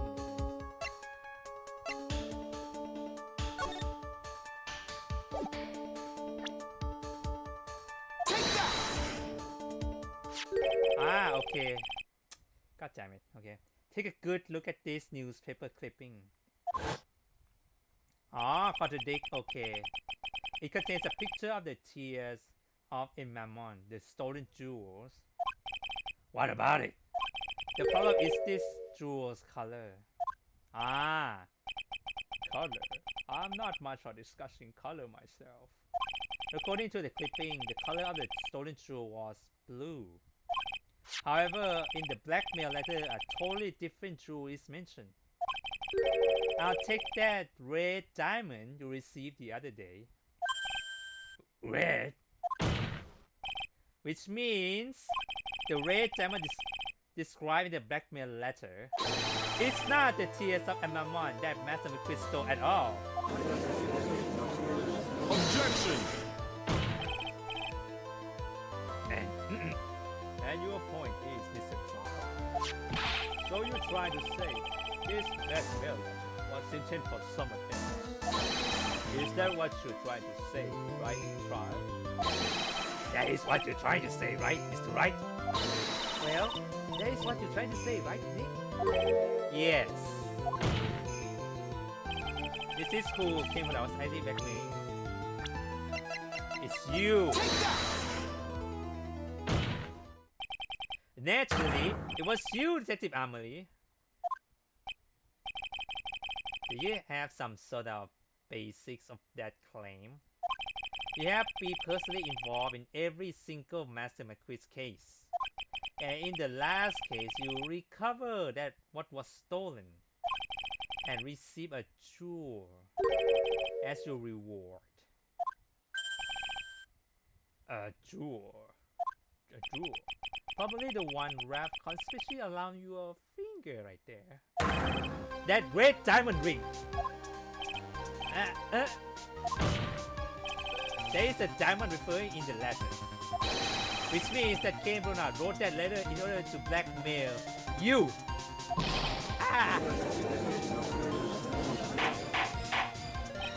Order the code.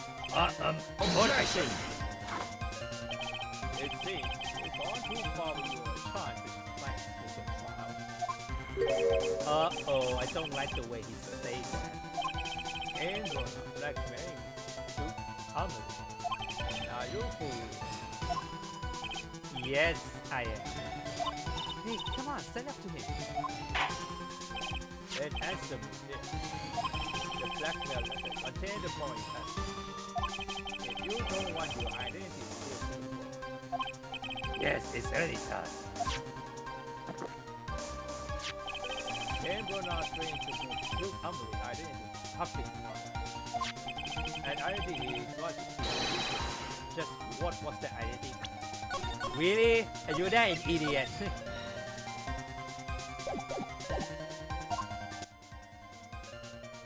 Amelie killed Kane Bronner because he was afraid of his secret becoming known.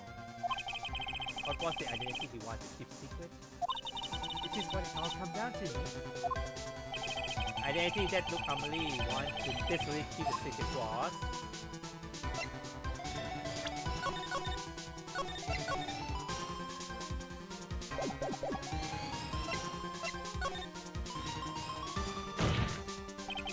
Luke Amelie was Master McQueen. What? That's my line. What's that supposed to mean? That's my line too. Listen up, you. This is what you've been saying up to this point in time. The witness pretend to be mass mistress in order to pin the murder on the defendant. In which case you want to insist up to and beyond the day you die that Ron Delight was in fact Master McQuiz. I must say, this sudden change of heart doesn't reflect well on. Oh, what?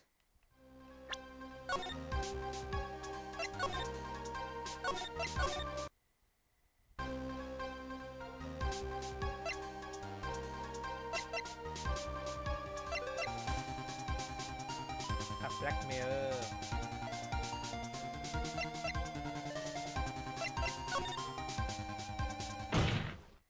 There we go. I just noticed that every time the game did the slam, it's me and did it correct. Look, Amelie, what's a black mirror? Objection! Hey now, isn't that a little different from what you've been saying? You say that Kane Brunner was the one blackmailing Luke Amelie. Are you saying that Amelie was blackmailing someone else on top of that? You have to admit that sounds a little odd. It's not odd. It's the only thing that makes any sense. Ken Brunner was blackmailing Luke Amelie. But Ron Delight was also being blackmailed by a certain someone. So, did you start receiving blackmail letters after this incident? Yes, just a few days after the tales of Amma Morris heist. After that, I started getting the plans a bit. I received plans from some really kind person, including detailed plans. Detailed plans? In which case, that would mean that Ron Delight was actually Master McQuiz. That is what we are claiming. Someone else come up with the plan and have Mr. Delight steal his target from him. And that someone was none other than Luke Amelie. Silence!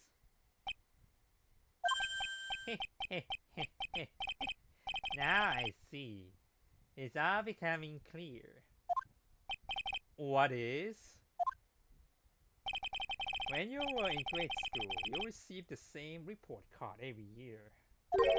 Careless, with the tendency to jump to conclusions. Am I wrong? How did you... You say that I, Luke Amelie, was blackmailing Ron Delight? In which case, I would naturally know all about his relation to the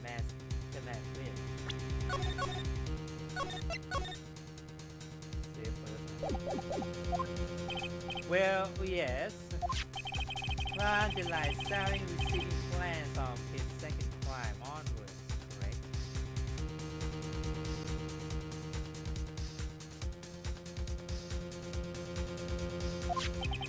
Which means I learned of his identity when he's committed that first crime. Good point.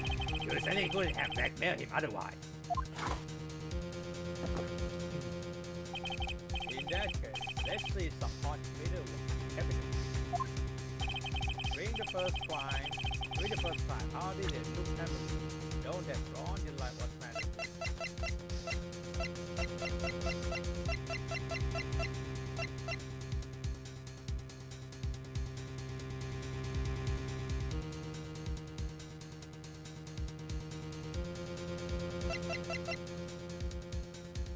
It's either this or this.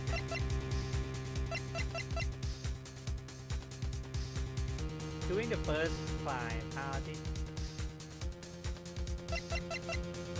Take that! I think I see it. See what? When you were in grade school, you received the same report card every year. Get into lots of mischief, trying to be the center of attention. What do you mean? This newspaper clipping. It has a picture of you and Ron Delight in his guard uniform. It seems that Master McQuiz didn't just disappear into thin air. He just took off his outfit and hid it in the bucket. That sounds far too stupid to be true. Correct. With tricks like that, He couldn't fool a baby, let alone an ace detective. And that's when you figured it out, Mr. Amelie. That's when you learned that under his mask, Master Kiss was really Ron the Light. What the? Wasn't he supposed to be Master Kiss? Not only that, it looks like he was even an ace detective. I can't believe it. He was just sleeping blackmailer. What a fraud! Trying to pass himself as ace detective. Why you? He exposed me. Why me? I never blackmail anyone in my life. I am famous and proud ace detective, and also Master McQueen. Why can't you understand that? I'm afraid you are either a proud thief nor an ace detective. You are a blackmailer and a murderer. That is your true identity. Why you? How dare you even dare? How such a different you try to use everything to speak about you yourself and say none of you can compare to my genius. You are mere fraud. So you God, you just get to come here. Ain't that gonna be head of blackmail murder straight? It's enough to make one laugh.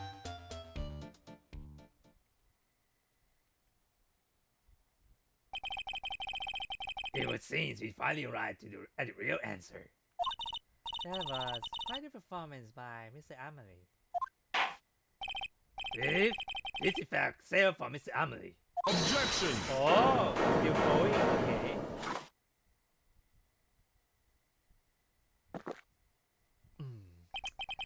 The hammer that strike too fast has no time to change. What do you mean? I'm already prepared to deliver my ruin. Allow me to say one thing. I will be the one to judge. No, you're not, Godot. Stop it. You don't get much more in your face than that. It appears that your claws weren't quite sharp enough, Mr. Trial. What do you... It's true that you prove a lot of things. Things like Luke Amelie was a filthy blackmailer, and that he was a early killer the night of the murder. That's right. That's why he's the one who murdered Mr. Bo. But that's still one thing you have yet to prove. What's that? Just because he was at the warehouse doesn't mean he was at the murder scene. Therefore, if you can't prove that this pitiful excuse for a man was at KB security, then I don't see how a verdict can be delivered. No way. Order code. Well, Mr. Wright? This is it. This is the final round. I got to prove that Amelie was at the Mr. Flora office on that night. Let me see it first. I have to prove it right.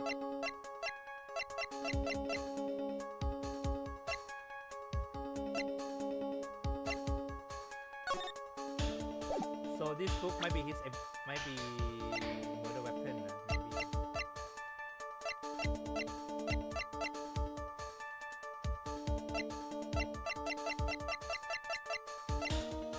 Only the save itself that got me. But can you really prove that? That's long enough, Mr. Trial. I want to hear your answer. That night, Luke Amelie was at KB Security and Defense.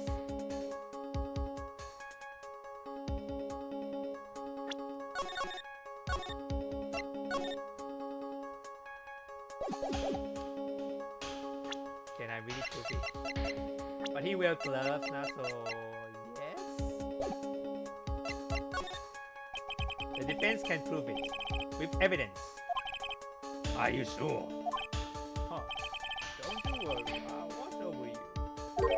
As you break down fell to pieces. Wow, okay.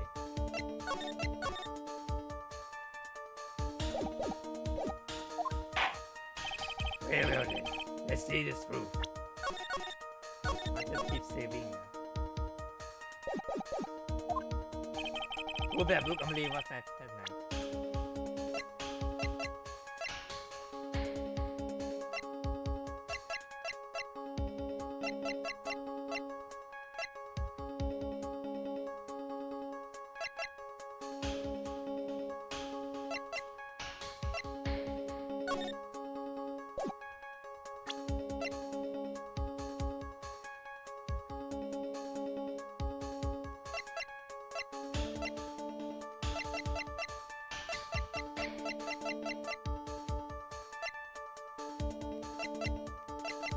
Take that!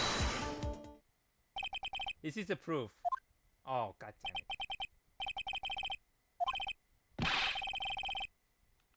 Oh my god, really?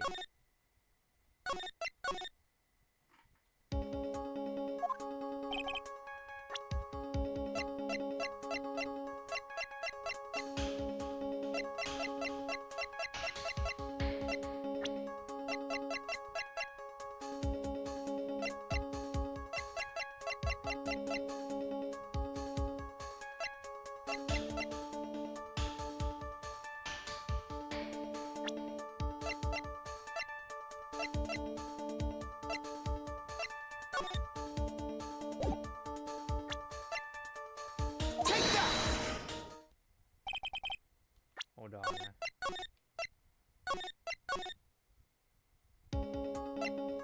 Why people say I cannot do it? I can't prove it. Just as I thought. But if we hear more of Detective Amelie's testimony, Objection! he doesn't want it. Unfortunately, that's as far as you go, Mr. Trial. What do you mean?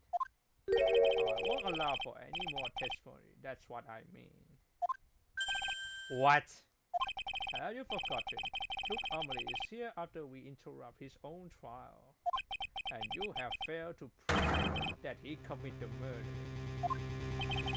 I think it's time for this witness to return to his own trial. I afraid his guilty verdict has passed and free. No.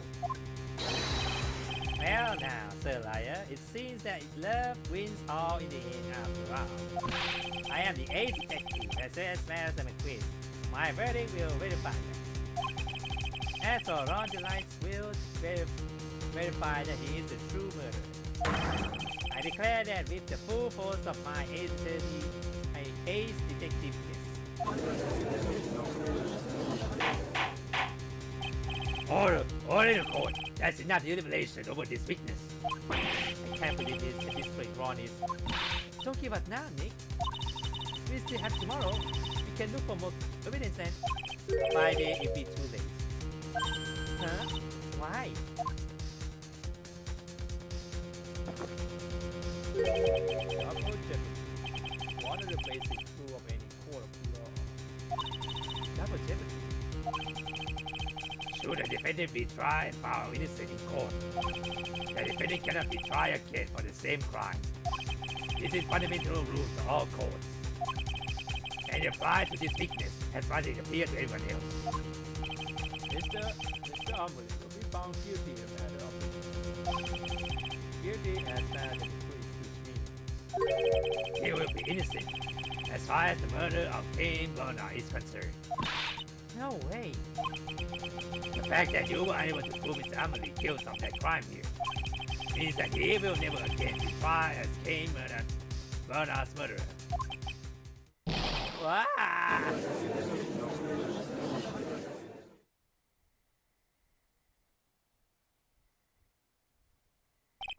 Now there's nothing I can possibly do to win. Even if Roy is proclaimed to be innocent, the real killer, Luke Amelie, will go free. You have cross-examination with every statement the witness had made here today. As long as there is no more testimony, I'm afraid I have to declare there will be no further question of this witness. There are any objections?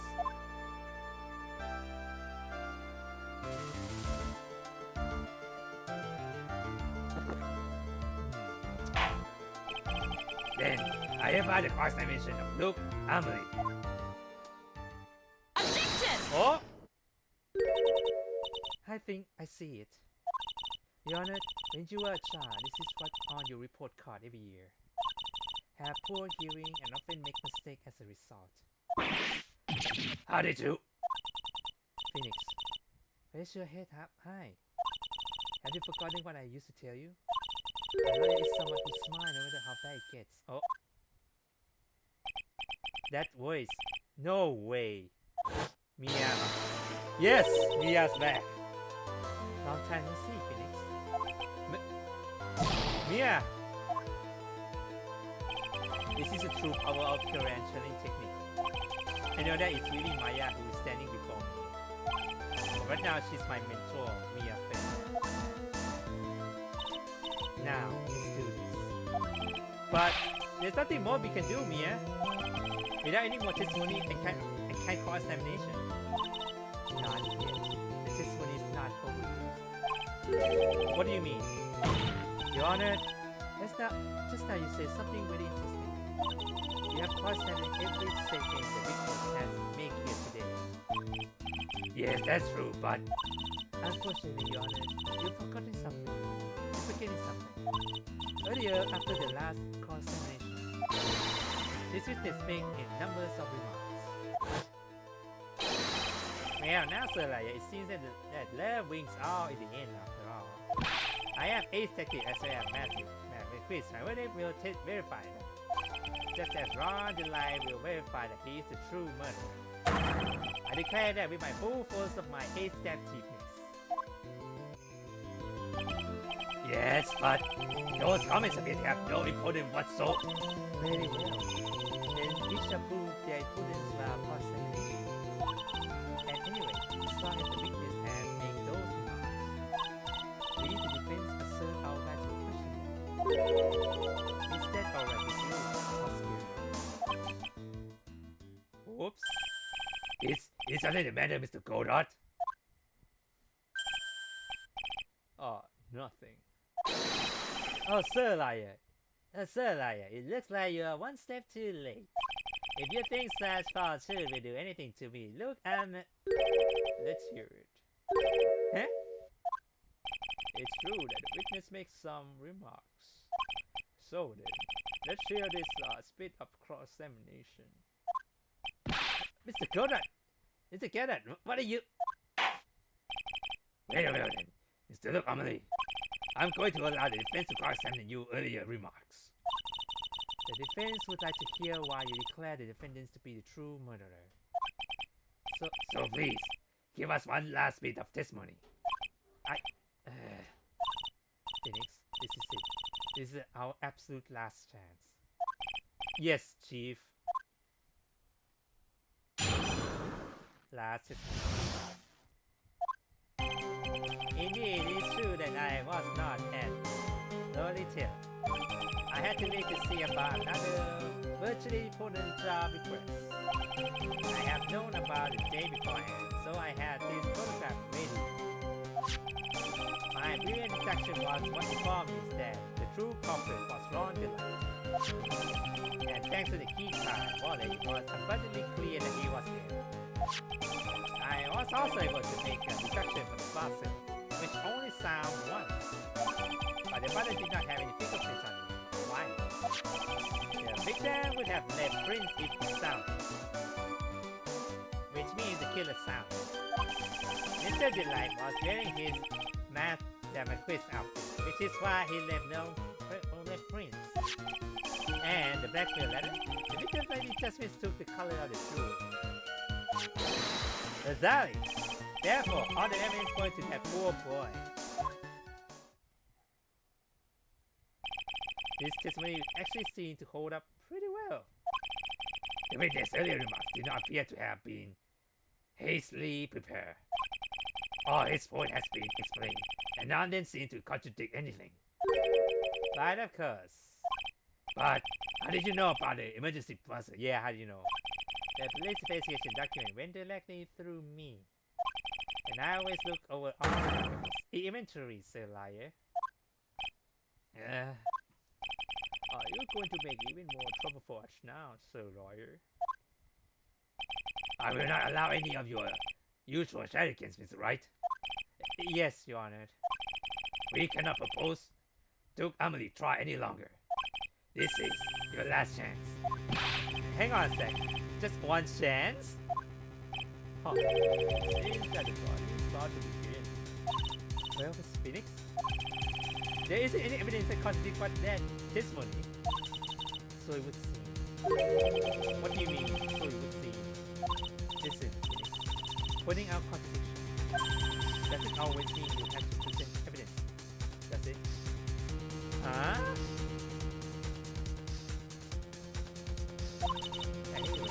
our last chance. If you can point out a case breaker contradiction, leave. That's how they do it.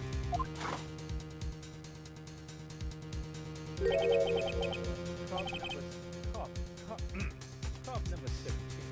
The last one. It seems like the Tsar has gone to put an end to this trial. I have to find a fatal contradiction in his testimony, and I need to put it out without presenting evidence.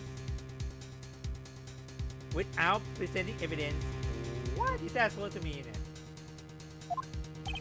Which means all I can do is find a key remark and press it. Remember, you only get one chance. So I can only press one time. Oh, great. Very well then, Mr. Wright. Please begin your final cross-examination. Oh, it's too hard for me. Save first. I cannot present evidence, but point out.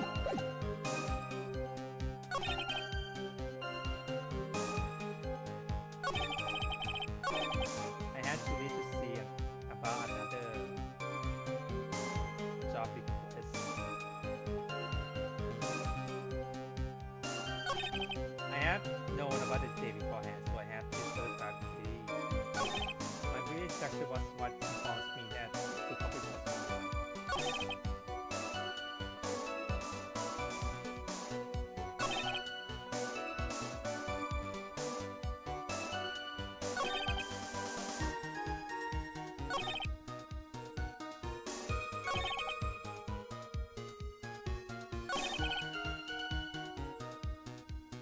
Blackmail letter.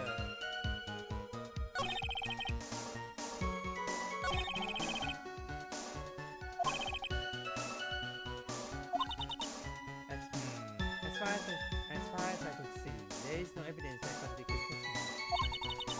All you can do is press him. You only got one shot. Oh god, which one should I press now? It is true that I was not. Drop request.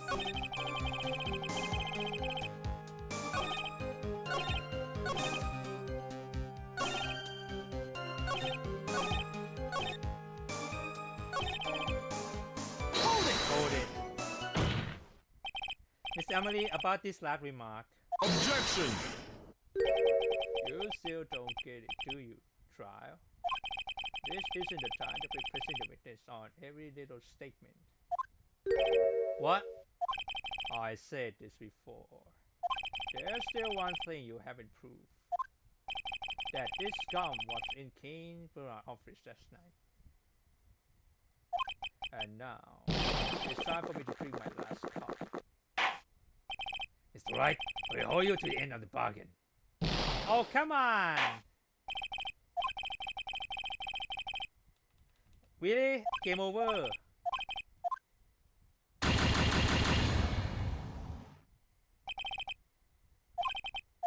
I cannot.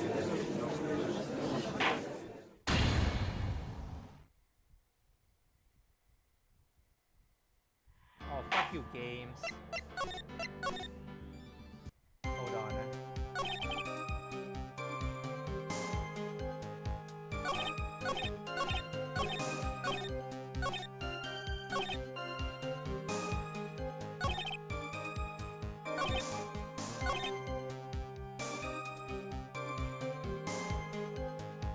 Which means the killer sound.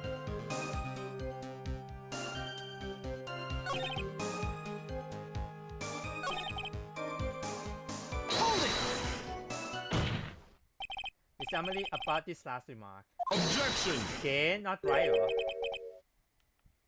I cannot. God damn it, games. They don't allow me to press pause. What the fuck?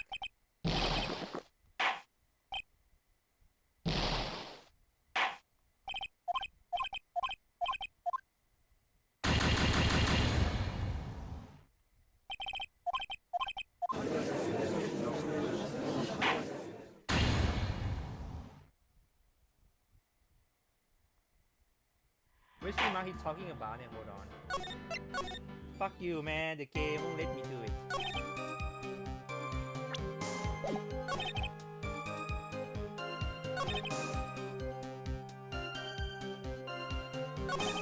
I have no about it beforehand. My intention was for me that the crew copy was drawn in light.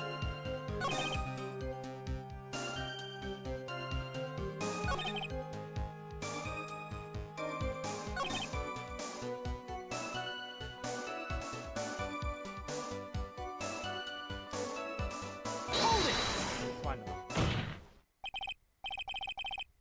Objection! Oh, come on!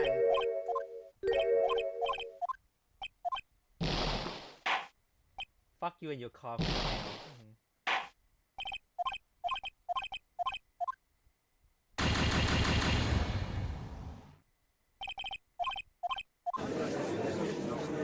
I mean, it's bullshit that the game will let me only reload doing the false answer. So what remarks that he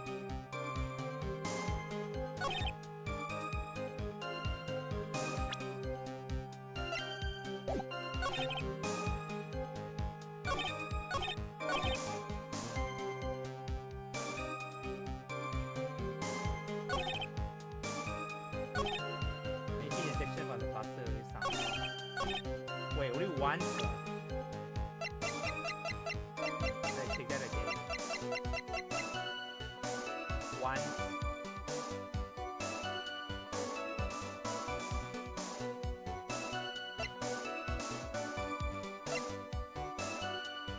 Alright, game. I don't want to waste a lot of time on that screen. Let me do this first.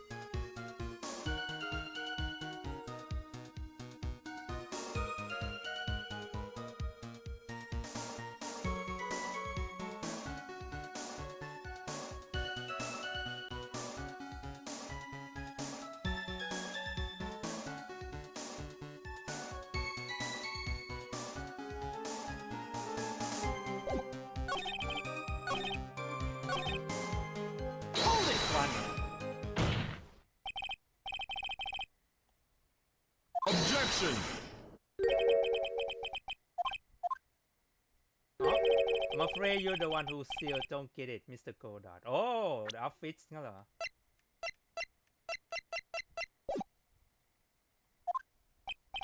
What?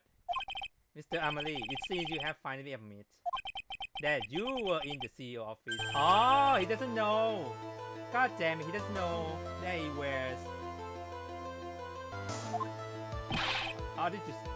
How can you say that? Let's review your testimony, shall we, Mr. Amelie? Your father did not have any fingerprints on it. Why?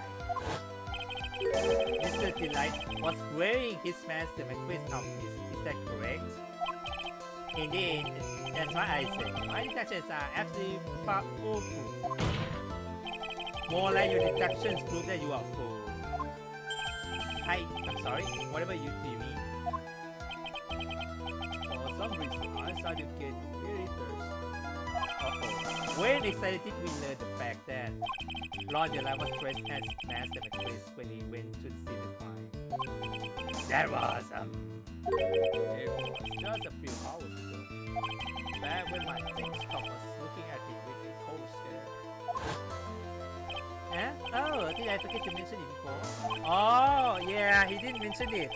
Ah, God, my brain hurts.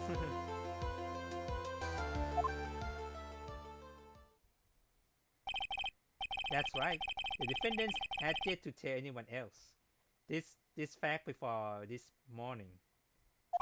Therefore, the only people who should know this was for who has been watching this trial. Do you understand now, Detective Amelie? There is no way you should know about that.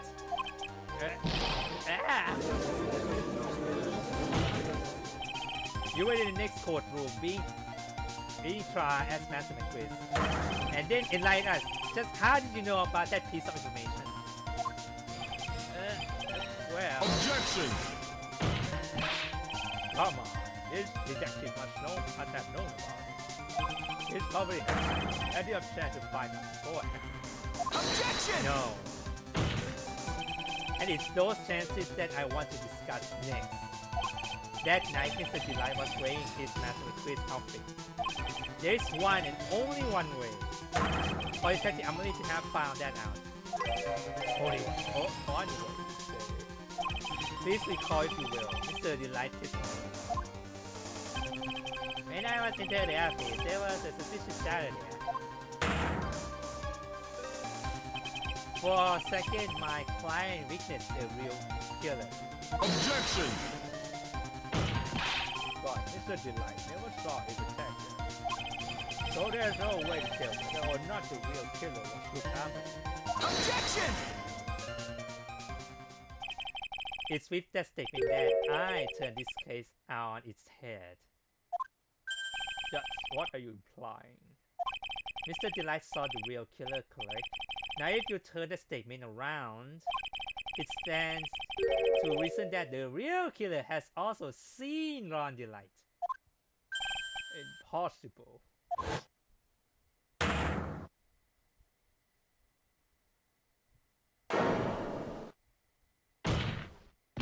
Detective Emily, you saw Master Chris at the murder scene that night.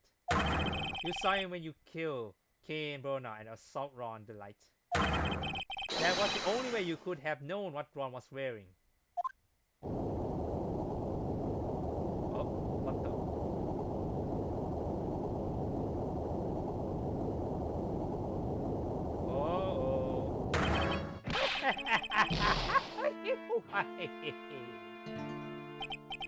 Take a good look, everyone.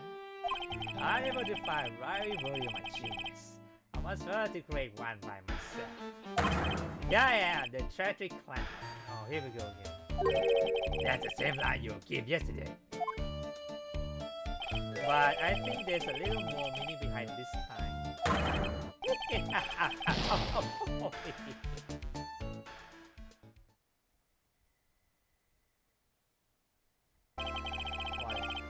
What an awfully complicated incident. Kane Brona was blackmailing Duke Emily, who was in turn blackmailing Ron Delight. And upon killing his blackmailer, Duke Delight tried to frame Ron Delight. He then claimed to be guilty as Master McQuist in order to escape his true crime. And to that end, he came up with this plan to use the double jeopardy rules when making his alibi. And at any rate, it was seems he finally found the truth. excuse me, I came curiously, perilously close to be questioning the record of an innocent young man. Be questioning him with the title of murderer. don't ignore me. Oh, I didn't realize you were here. What would he be? About the verdict. I know. You never commit any murder.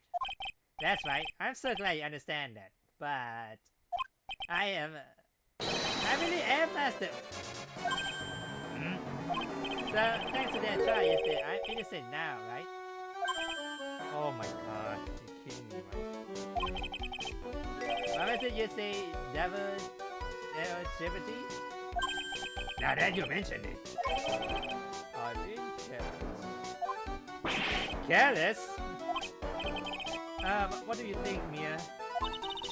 Defendants say the rule of double jeopardy is absolute. A defendant can never be tried twice for a crime in which he was once found innocent. Then, Master McQuist is really innocent? It would seem so. For now. For now. Now then, this court found the defendant not guilty.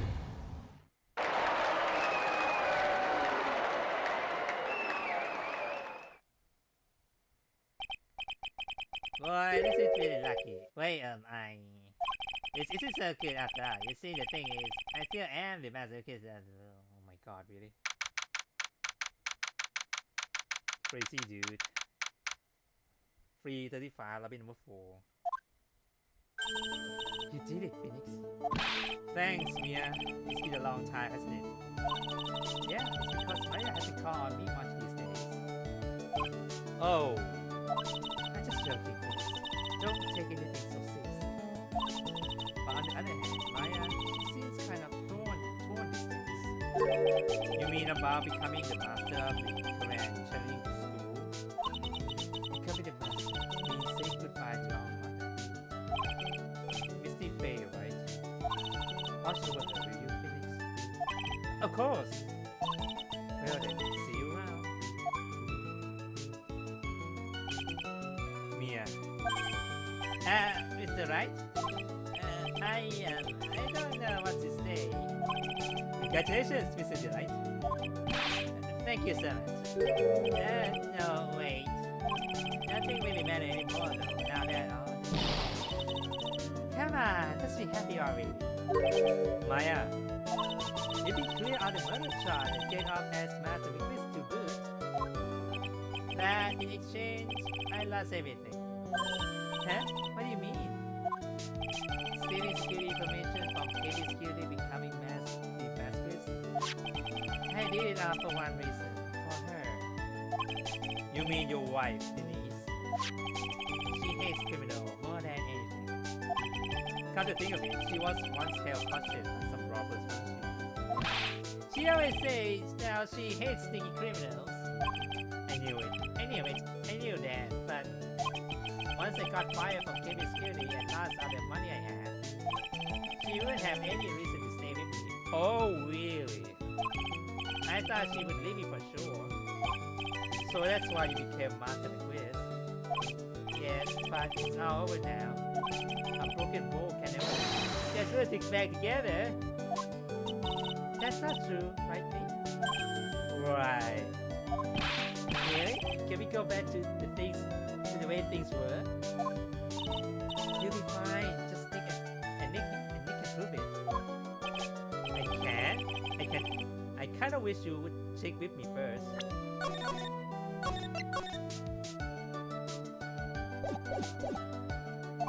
Mr. Delight, even if a bowl is broken, there is always a way to put it back together.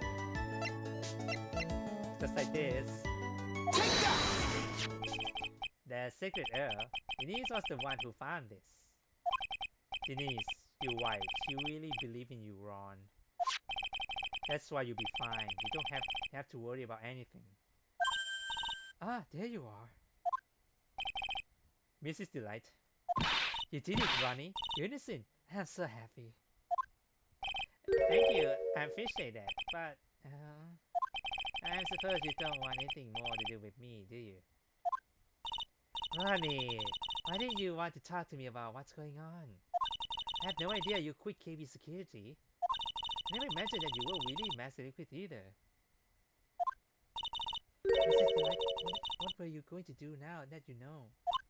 You're not going to really leave him, are you? Come on, it's obvious, isn't it? How could I ever let a wonderful man like him get away? After all, my fight's really fast. So fast there is no way he could ever get away. Now didn't you say that you hate criminals? Oh, I really hate people who act all cowardly and sneaky. Like that detective. Oh, I see. My Ronnie went and declared his crime before he committed it, like a man.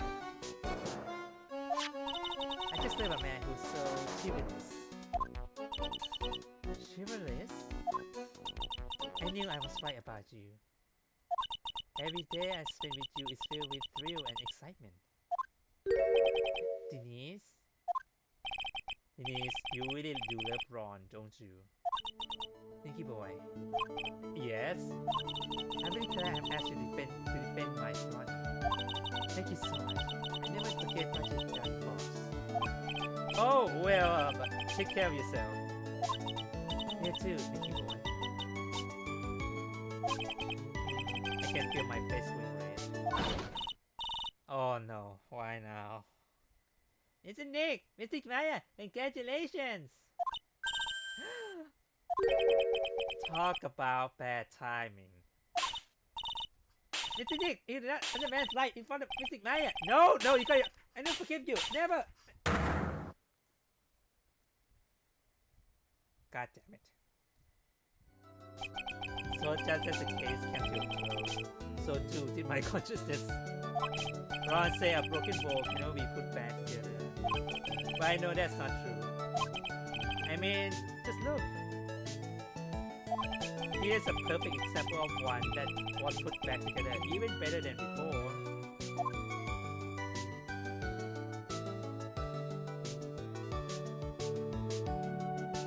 Great. We end on another case. New episode, bitch.